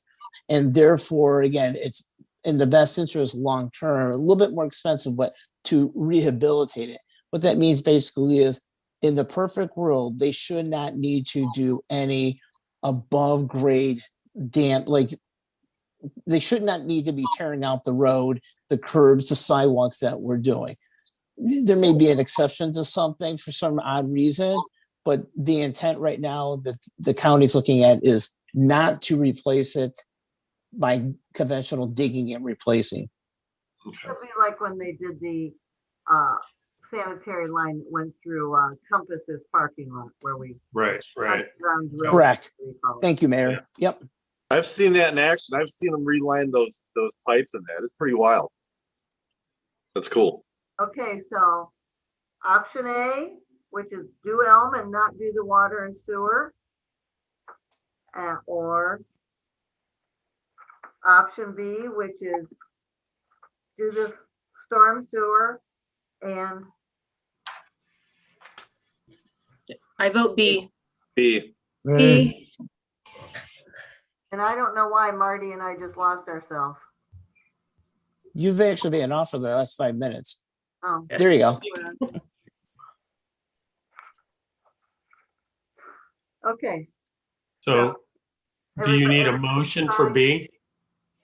go ahead. Let's just go ahead and have the motion so it's there on the books. Yes. I will make a motion for B. I'll second. I'll second. Marty, Yes, Matt, Yes. Scott, Yes. Tammy, Yes. Heather, Yes. Ben. Yes. Thank you. Okay, Jean, anything else you need to update us on? No. The only thing I think I told you this last month, but the county has put the water reservoir rehabilitation project. Okay, thank you. Okay, nope, I'm good then. Okay, great. Thank you. Thank you. Okay, moving on. Scott Weaver for service and planning. Service, I think you two covered just about everything except, just so everyone's aware, the mayor's husband did a little walk downtown trying to figure out where we could put the hanging baskets and flagpoles or flags. So he did the legwork, and it looks like the service department went down, took down the brackets for the baskets and the flags. And John Clark seems like he's trying to work out a plan that some of the business owners will let us put some flags and baskets up. So we may not have to go through the summer without hanging baskets. So we're still trying to work that out. And on that note, that's kind of the reason we need to talk about overtime, because those weekender baskets can't make it through a very hot weekend without the guys hitting them with water. So that was kind of the reason we were bringing up overtime a little bit for the service department. And we did have a discussion, just so everyone's aware, the DMRC brought up the bathrooms. They wanted to do restrooms down at the park again. There was some paperwork that needed done in a short amount of time. We decided we did not want to get rushed into it. We do think it's a great idea, but we have a lot of things to think about before we go and put restrooms, full restrooms in down at the park.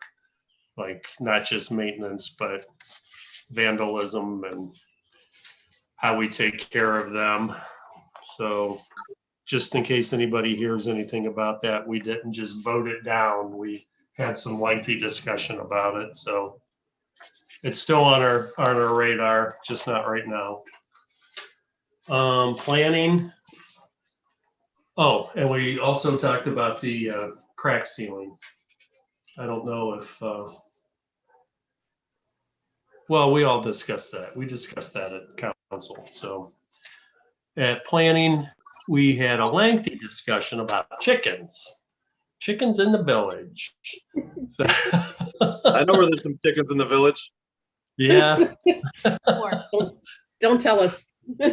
Yeah, we don't want They're to not know. in my house. They're not here. Four residents. 4 residents. So we're trying to, we're working something out there. Yeah. Is that good or bad? I kind of like them when I see them. It's like this, the chickens in the You know village. what? It's a trip to see them, but they're very, they can't be running free range. Yeah, they're That's just running around. Yeah. Do that's- they, It's like, You mean the coyotes haven't gotten them? Yeah. Matt, do they live next door to you? no, they're not in this quadrant here, or at least that I know. Just saying. I want to just add one thing. There's over 30 flags already up. And you may not notice it because they are so spread out. Yeah. So, even though these baskets and flags will be going up, just be aware that the residents may think they're not because they are so spread out and it will look different. I have something I wanted to add to that. I was going to bring up, I had some comments that I wanted to bring up for our next service meeting. It's just a preview, but I haven't checked this out myself, and I'll start to pay attention. But I had heard that some of the flags don't have a light shining on them at night, so we'll need to check Well, that would probably make sense, although I know that's not proper because we can't put them on Ohio Edison poles that have electricity. that. Yeah, but there's rules associated Right, we with can't have them unlit, right. Right. protocols and things. Yeah. I mean, the one in my front yard has a spotlight on it. Like, Yeah, you have to have a light on the flag. Right, So, Ohio Edison. yeah, Yeah. So therefore, we should probably take the ones that don't have a light down. Yeah. Is that correct? yeah, that, or think of some solution to put a light on it, but that's another, project. So, Solar. The alternative is a solar light. so I mean, I know people who have solar lights that shine right on their flag. I mean, I do they too. ju- Yeah, they pop on right at night and it's Yeah. great. Yeah. So, I mean, it's not a perfect solution, but it is a quasi solution. No, but I'll tell you what, I like where they're located because they're in different parts of town. It's like, oh, there's a flag there. Cool. I mean, I like the way they're scattered out. It's great. But Yeah. there's no light on some of them. Well, it's been very time consuming and difficult for Yeah. Mayor, John, service department. I was involved a little bit, it's been very difficult to try and figure out where to do this. And obviously I overlooked the light and I apologize for that, but I don't know if we can do anything, before Memorial Day, probably not. So Yeah. I'm gonna need to know if I need to have them come down before Memorial Day if they're not lit. I don't want to do anything disrespectful to the flag. I would say I yes. call the Legions. I call the American Legion and see what they say. Marty, do you have any input on this? I don't know whether my light is bright enough on my flag, but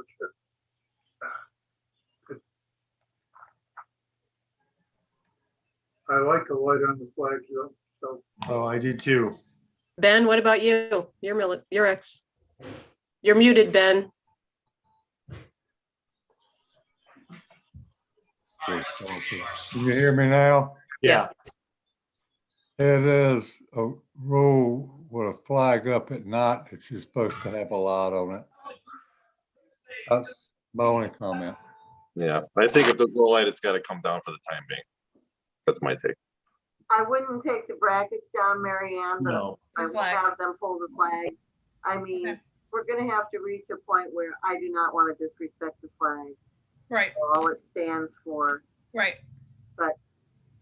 Even if, God forbid, we have to take 10 minutes a day and put the flags in and out of the flag holders while they're there, while the employees are here, we'll do so. It used to be the flags that flew down Main Street were put in and out by the business owners daily. So we will make some adjustments. Our people want to have flags. Maybe the neighbors in the area where there's a flag that doesn't have a light on it can pull it down at night and put it back up in the day. Right. We all Yeah. have to work together to try and respect our flag.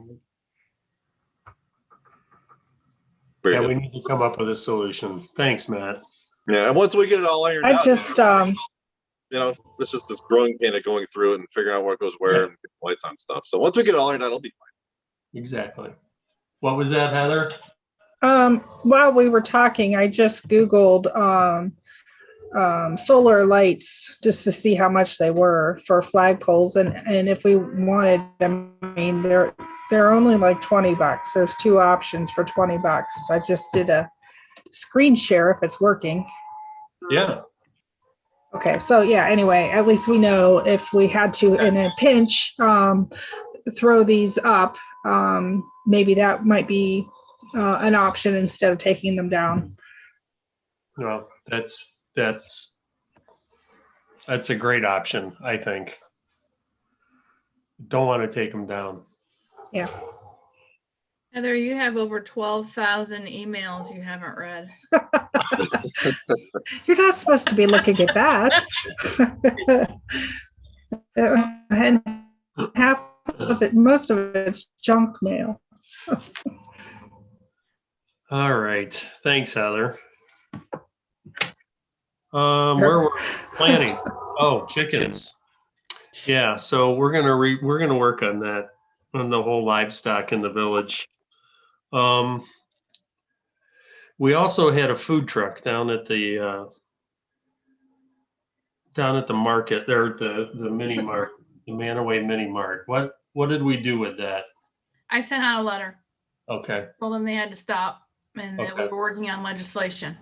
okay, And I Perfect. also spoke with him, he called. And so when I talked to him, I told him that they are prohibited in the village at this time. He can apply for a variance if he likes, but that planning was putting it on their agenda for June to discuss whether or not food trucks would be allowable. Something that they would be comfortable sending on to council. perfect. Thank you very much. As far as the Okay. chickens are concerned, I'm sending out letters for them for variances for now. Okay, all right. Just so everyone's aware, we're just trying to keep them right now from being free range. And be a Because they are- nuisance. Right. With Well, they're a nuisance and they're filthy and they're, as cute as they are to see the rooster running around, they're kind of dirty. So anyway, they don't belong on your neighbor's property. They belong on. They're awfully lucky the coyotes haven't gotten them. So that was it. Okay, Heather? I think just a couple quick things that I want to talk about. It's service. I know we're running late. I'm not going to talk about it, but the first one Okay. is sidewalks. I want to talk about sidewalks. I know we're talking about finding plates that were really bad and replacing them. So I want to start that conversation up again. Also about sidewalks, I want to find ways to encourage residents to trim the sides of the sidewalks and to keep the growth from in between the plates. One, it's unsightly. Two, it's a tripping hazard. Three, it breaks the sidewalk plates after time. And four, again, it's unsightly. So I want to talk about that a little bit more. And then river cleanup, cleaning up the river. And it's not like our river here is like Kent, where there's shopping carts and bed frames in it. I get that. But if I go down to the park, there's like a barrel in the river, you know, stuff like that. So it's just little onesie twosie stuff that I want to talk about getting Okay. out of the Have Scott put it on the agenda for service. I was Yeah. just gonna say that. Yeah, so it's, I just want to bring it up now. If there's any just prior pre-discussion, you know. And but that's all I sidewalks is on our planning agenda. It Okay, is cool. on the planning agenda. Yeah, yeah. As Not far as- serious, it's As on far planning. as people trimming their brush back, if they have bushes next to the sidewalk or keeping their sidewalks clear, there are ordinances, if you read your codified and your zoning book, that will tell you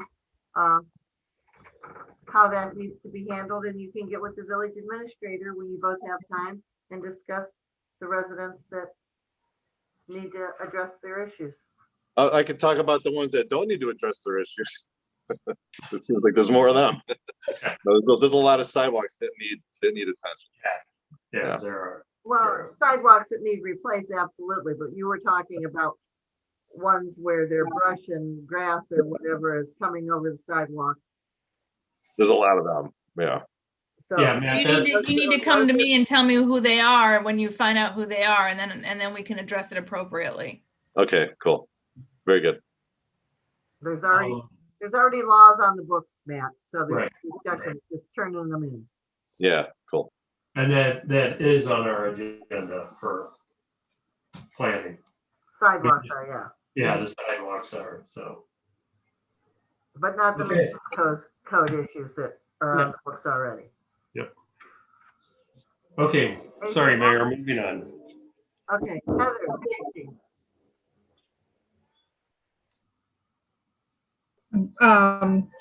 Joe pretty much covered safety, so I don't have anything. Okay.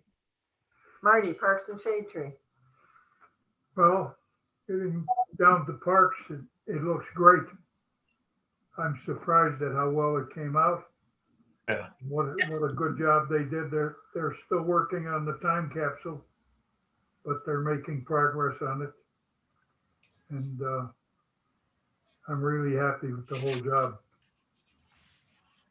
And Shade Thanks, Marty. Tree, we'll have a meeting tomorrow and we'll talk about what we're gonna do next, which is probably looking for planting areas.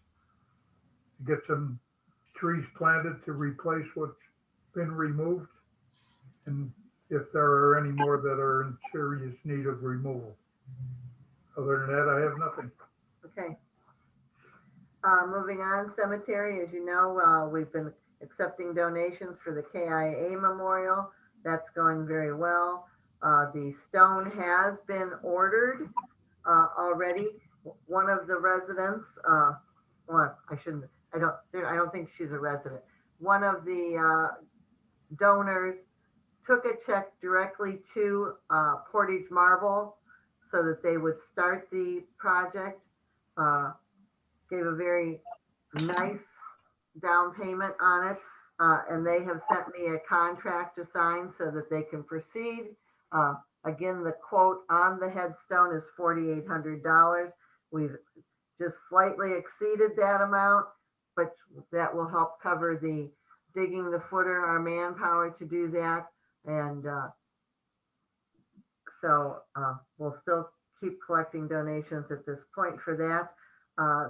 The guys have been up there. They got the cemetery pretty much cleaned up. Cookie is going to be planting the flowers and placing the urns in the next few days. I spoke with her today. Board of Zoning Appeals. We have one hearing this Thursday night on a mural, and that's the only thing that we actually have an application for at this time. Tammy, Finance. Finance, Jenny went over everything, and we discussed Joe's 0.5% sales tax. We kind of went over a lot of ideas on that, and that's it. Okay, Ben, Portage County Regional Planning. There was 3 ordinance changes for 3 different municipalities that they asked for time extension, and the regional plan is starting to work on new regulations for subdivisions. Thank you. That's it. Okay, any other new or other business? I guess I should have said this at Parks. We did get a letter from Melissa from ODNR on the paddling grant, Yes. and we did not receive that this year. That hurt. No, really? They- Made me sad. Seriously. They had so many applications, there just wasn't enough money to approve them all. Oh, man. Come on, how many people has a river run through it? Yeah, right. So we will just try again the next time. We'll see when the next, Oh, that was like a dagger. That is a dagger. That one hurts. Well, make me feel worse, guys. It's not your fault. Oh. No, I it's not. submitted it. No, it's not that. Please, it's not that. But see how important it was to all of us? You submitted. It was important to me too. Hey, Mary Ann, real quick, I do have something. If you have your pencil handy, Yeah. 10689 Maple Street.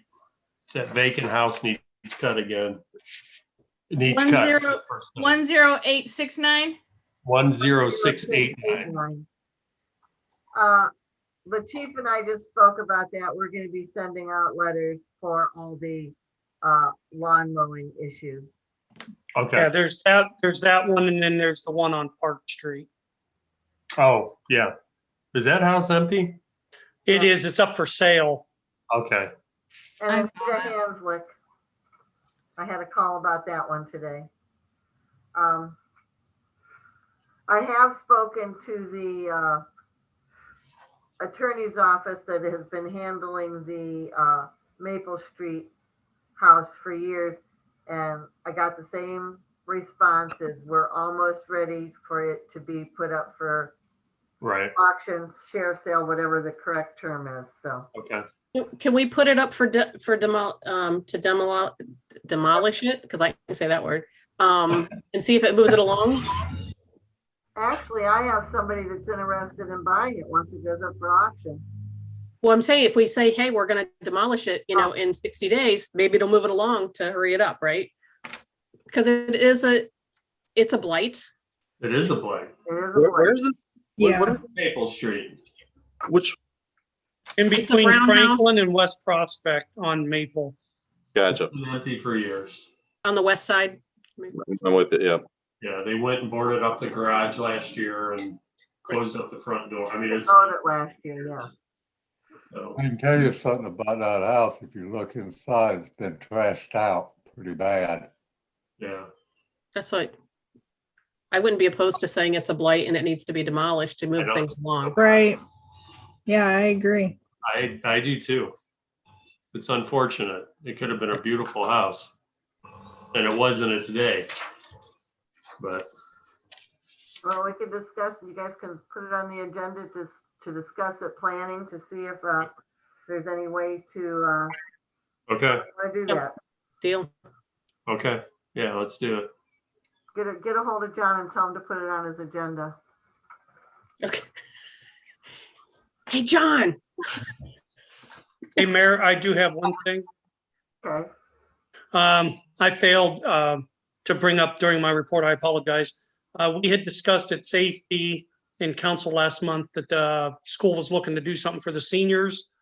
And I would have some more information for this council meeting, and I do this coming Friday. It's going to kind of be a repeat from last year. We're not going to call it a parade. What I'm going to do is escort the seniors down through town, and that's going to happen at approximately 8 p.m. The route's going to be from the high school down Main Street to High Street, east, down the hill to Prospect, around, back up to Main Street, and then back up to the high school. It's basically going to be the opposite of last year because of the construction on West Prospect. And then at approximately around 9 o'clock, they're going to have a fireworks display through donations. So been working with Chief Rosa and pyrotechnics and all that. The permits are signed and everything. So that'll be this Friday. If people want to come out, the more the merrier, staying alongside the road. With COVID, they're trying to do what they can and still try to give the kids a little bit to look forward to for graduation. So What time, Joe? we're looking to kick that off at approximately 8 o'clock. Okay. To come down through town. We're guessing it's going to take between 25 and 35 minutes. We'll say roughly a half hour to do that route. We will maintain through traffic. I'm going to have enough officers spaced out for traffic control. So we are not shutting down Main Street. And we've come up with a plan to do that. And then around 9 o'clock, approximately is when the fireworks display will kick off. At this time, they're still finalizing the plans because there were going to be two different programs and they're combining it into one. So we're still working on parking. As soon as I get those finalized, I'll put it out on my Facebook page, but it looks like at this time, the general public will not be able to come onto school property. It's going to be for the seniors, their families, and that like we did last year. Yeah. It's just with parking and we have to maintain a 400-foot radius for safety. It's just, we're going to run out of parking. So I'm going to get with the high school principal and the administration on Thursday to finalize the plans. And I'll put something on the page.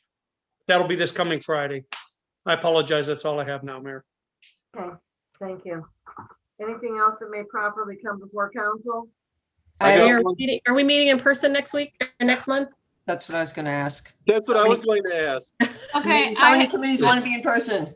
I would like to say something about that.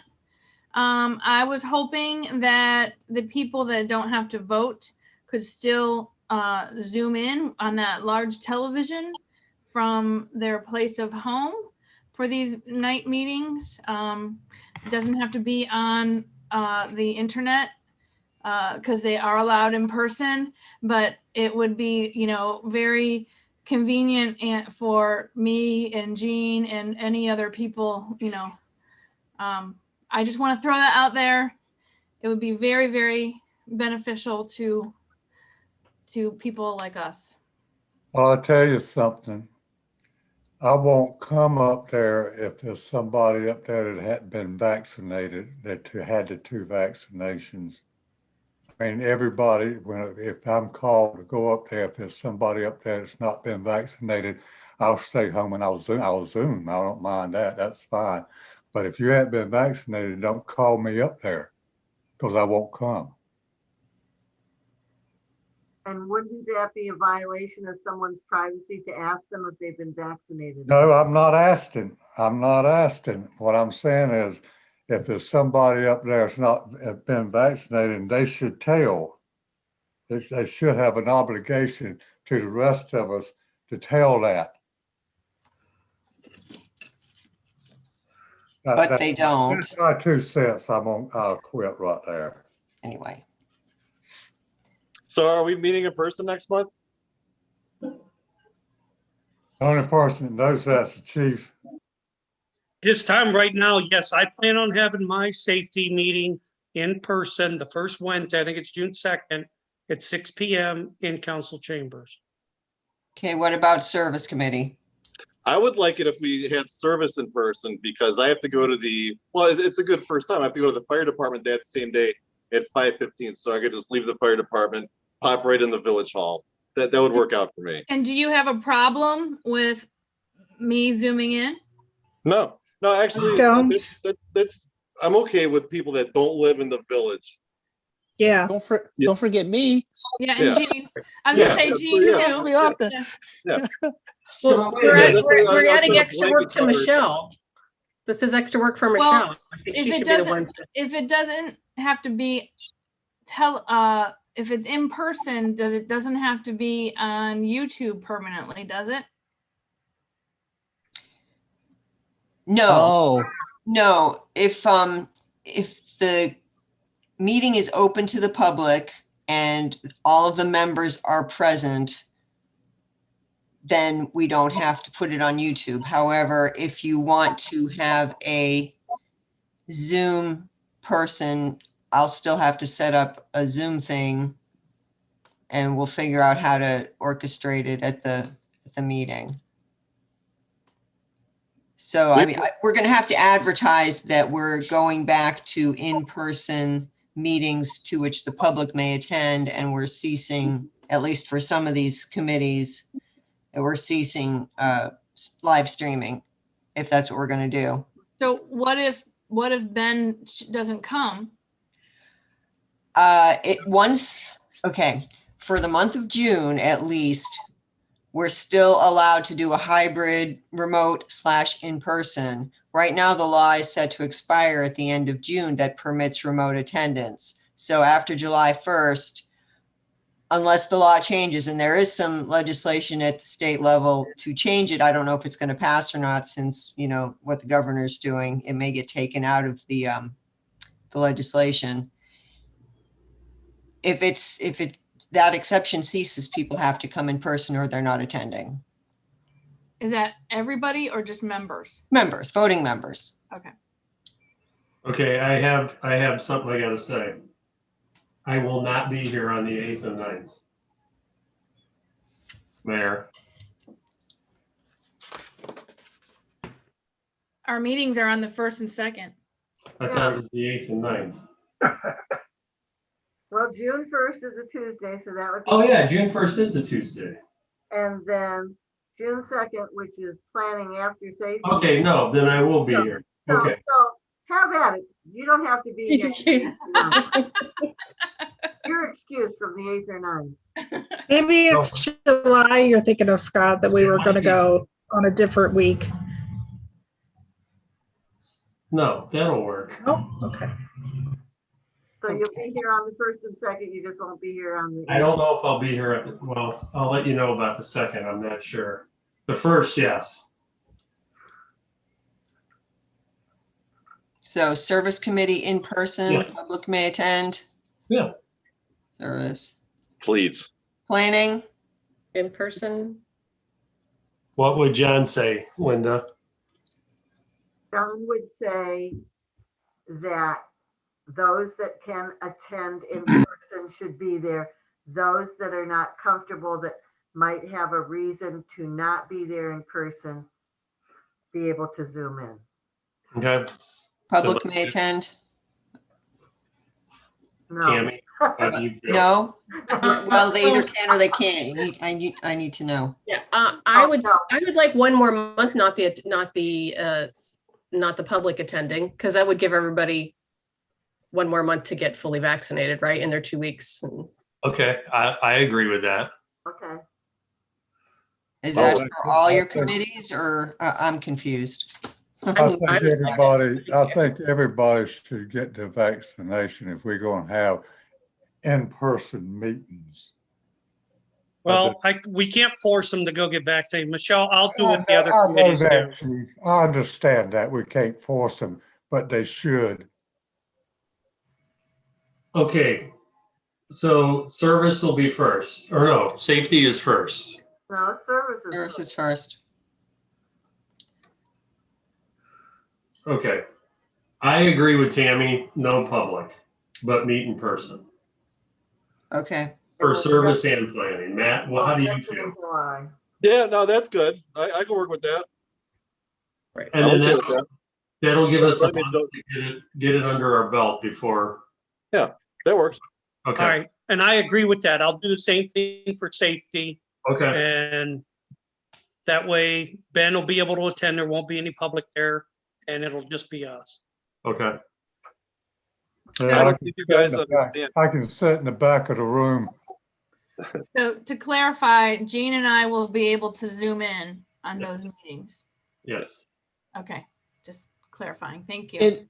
And if there's some reason that, like, for me, if you needed me there for 1 or 2, I mean, I only live in Aurora. It's not that far, obviously. here. I mean, Marianne's a lot further away, but I mean, I'm 23 minutes away, not that far. well, actually, you're probably about equal distance there because I think that's how long it takes me. I'm more than happy to come in there, but yeah, I mean, obviously, I'm working all day too, and I'm like, Yeah. but I will be there if you need, especially if there's something, if you want me. Right. Okay, It's just fine. hard, it's just hard for me because I'm trying to Right. be with service a little more, you know, I'm coming in at 6:30 in the morning a little more often, you know. I have like the opposite problem. I'm not kidding. I have been in this chair in front of these computers for 12 hours straight. And I'm not kidding. Well, Since good. We 8:30 want to get you out of that chair, so we need a motion to adjourn if everybody's. We done. haven't finished deciding what meetings are in person. Are you doing finance in person? Are you doing council in person? Finance, yes. I say we just do them all. That way we've got June tryout and All right. And if there's some reason why besides Marianne and Jean that someone can't, I think council should be serious in considering the reason. Jenny, are you comfortable with this? Yeah. Okay. All Tyler? right. Yeah, so we're talking about doing in person then, for Yeah, June yeah. 2nd and June 1st. Okay. Yeah. Yeah, Okay. yeah, I've had my 2 vaccines, so. Yeah, me too. Okay. All the meetings in June will be in person. They just Right. won't be open to the Okay. public yet. Well, All, there we Yeah, go. that's fine. okay. thanks, Michelle. Great. Thank you. That countered the bad news of losing the paddling. No, I didn't. Yeah, not really. I'm try. in a better mood than I was 10 minutes ago. How about that? Good try, Matt, but Yeah, no. no, I'm trying. No. I'm a silver lining guy. Motion to adjourn. So moved. Second, Thank you, everyone. Good night, everyone. Good night, everyone.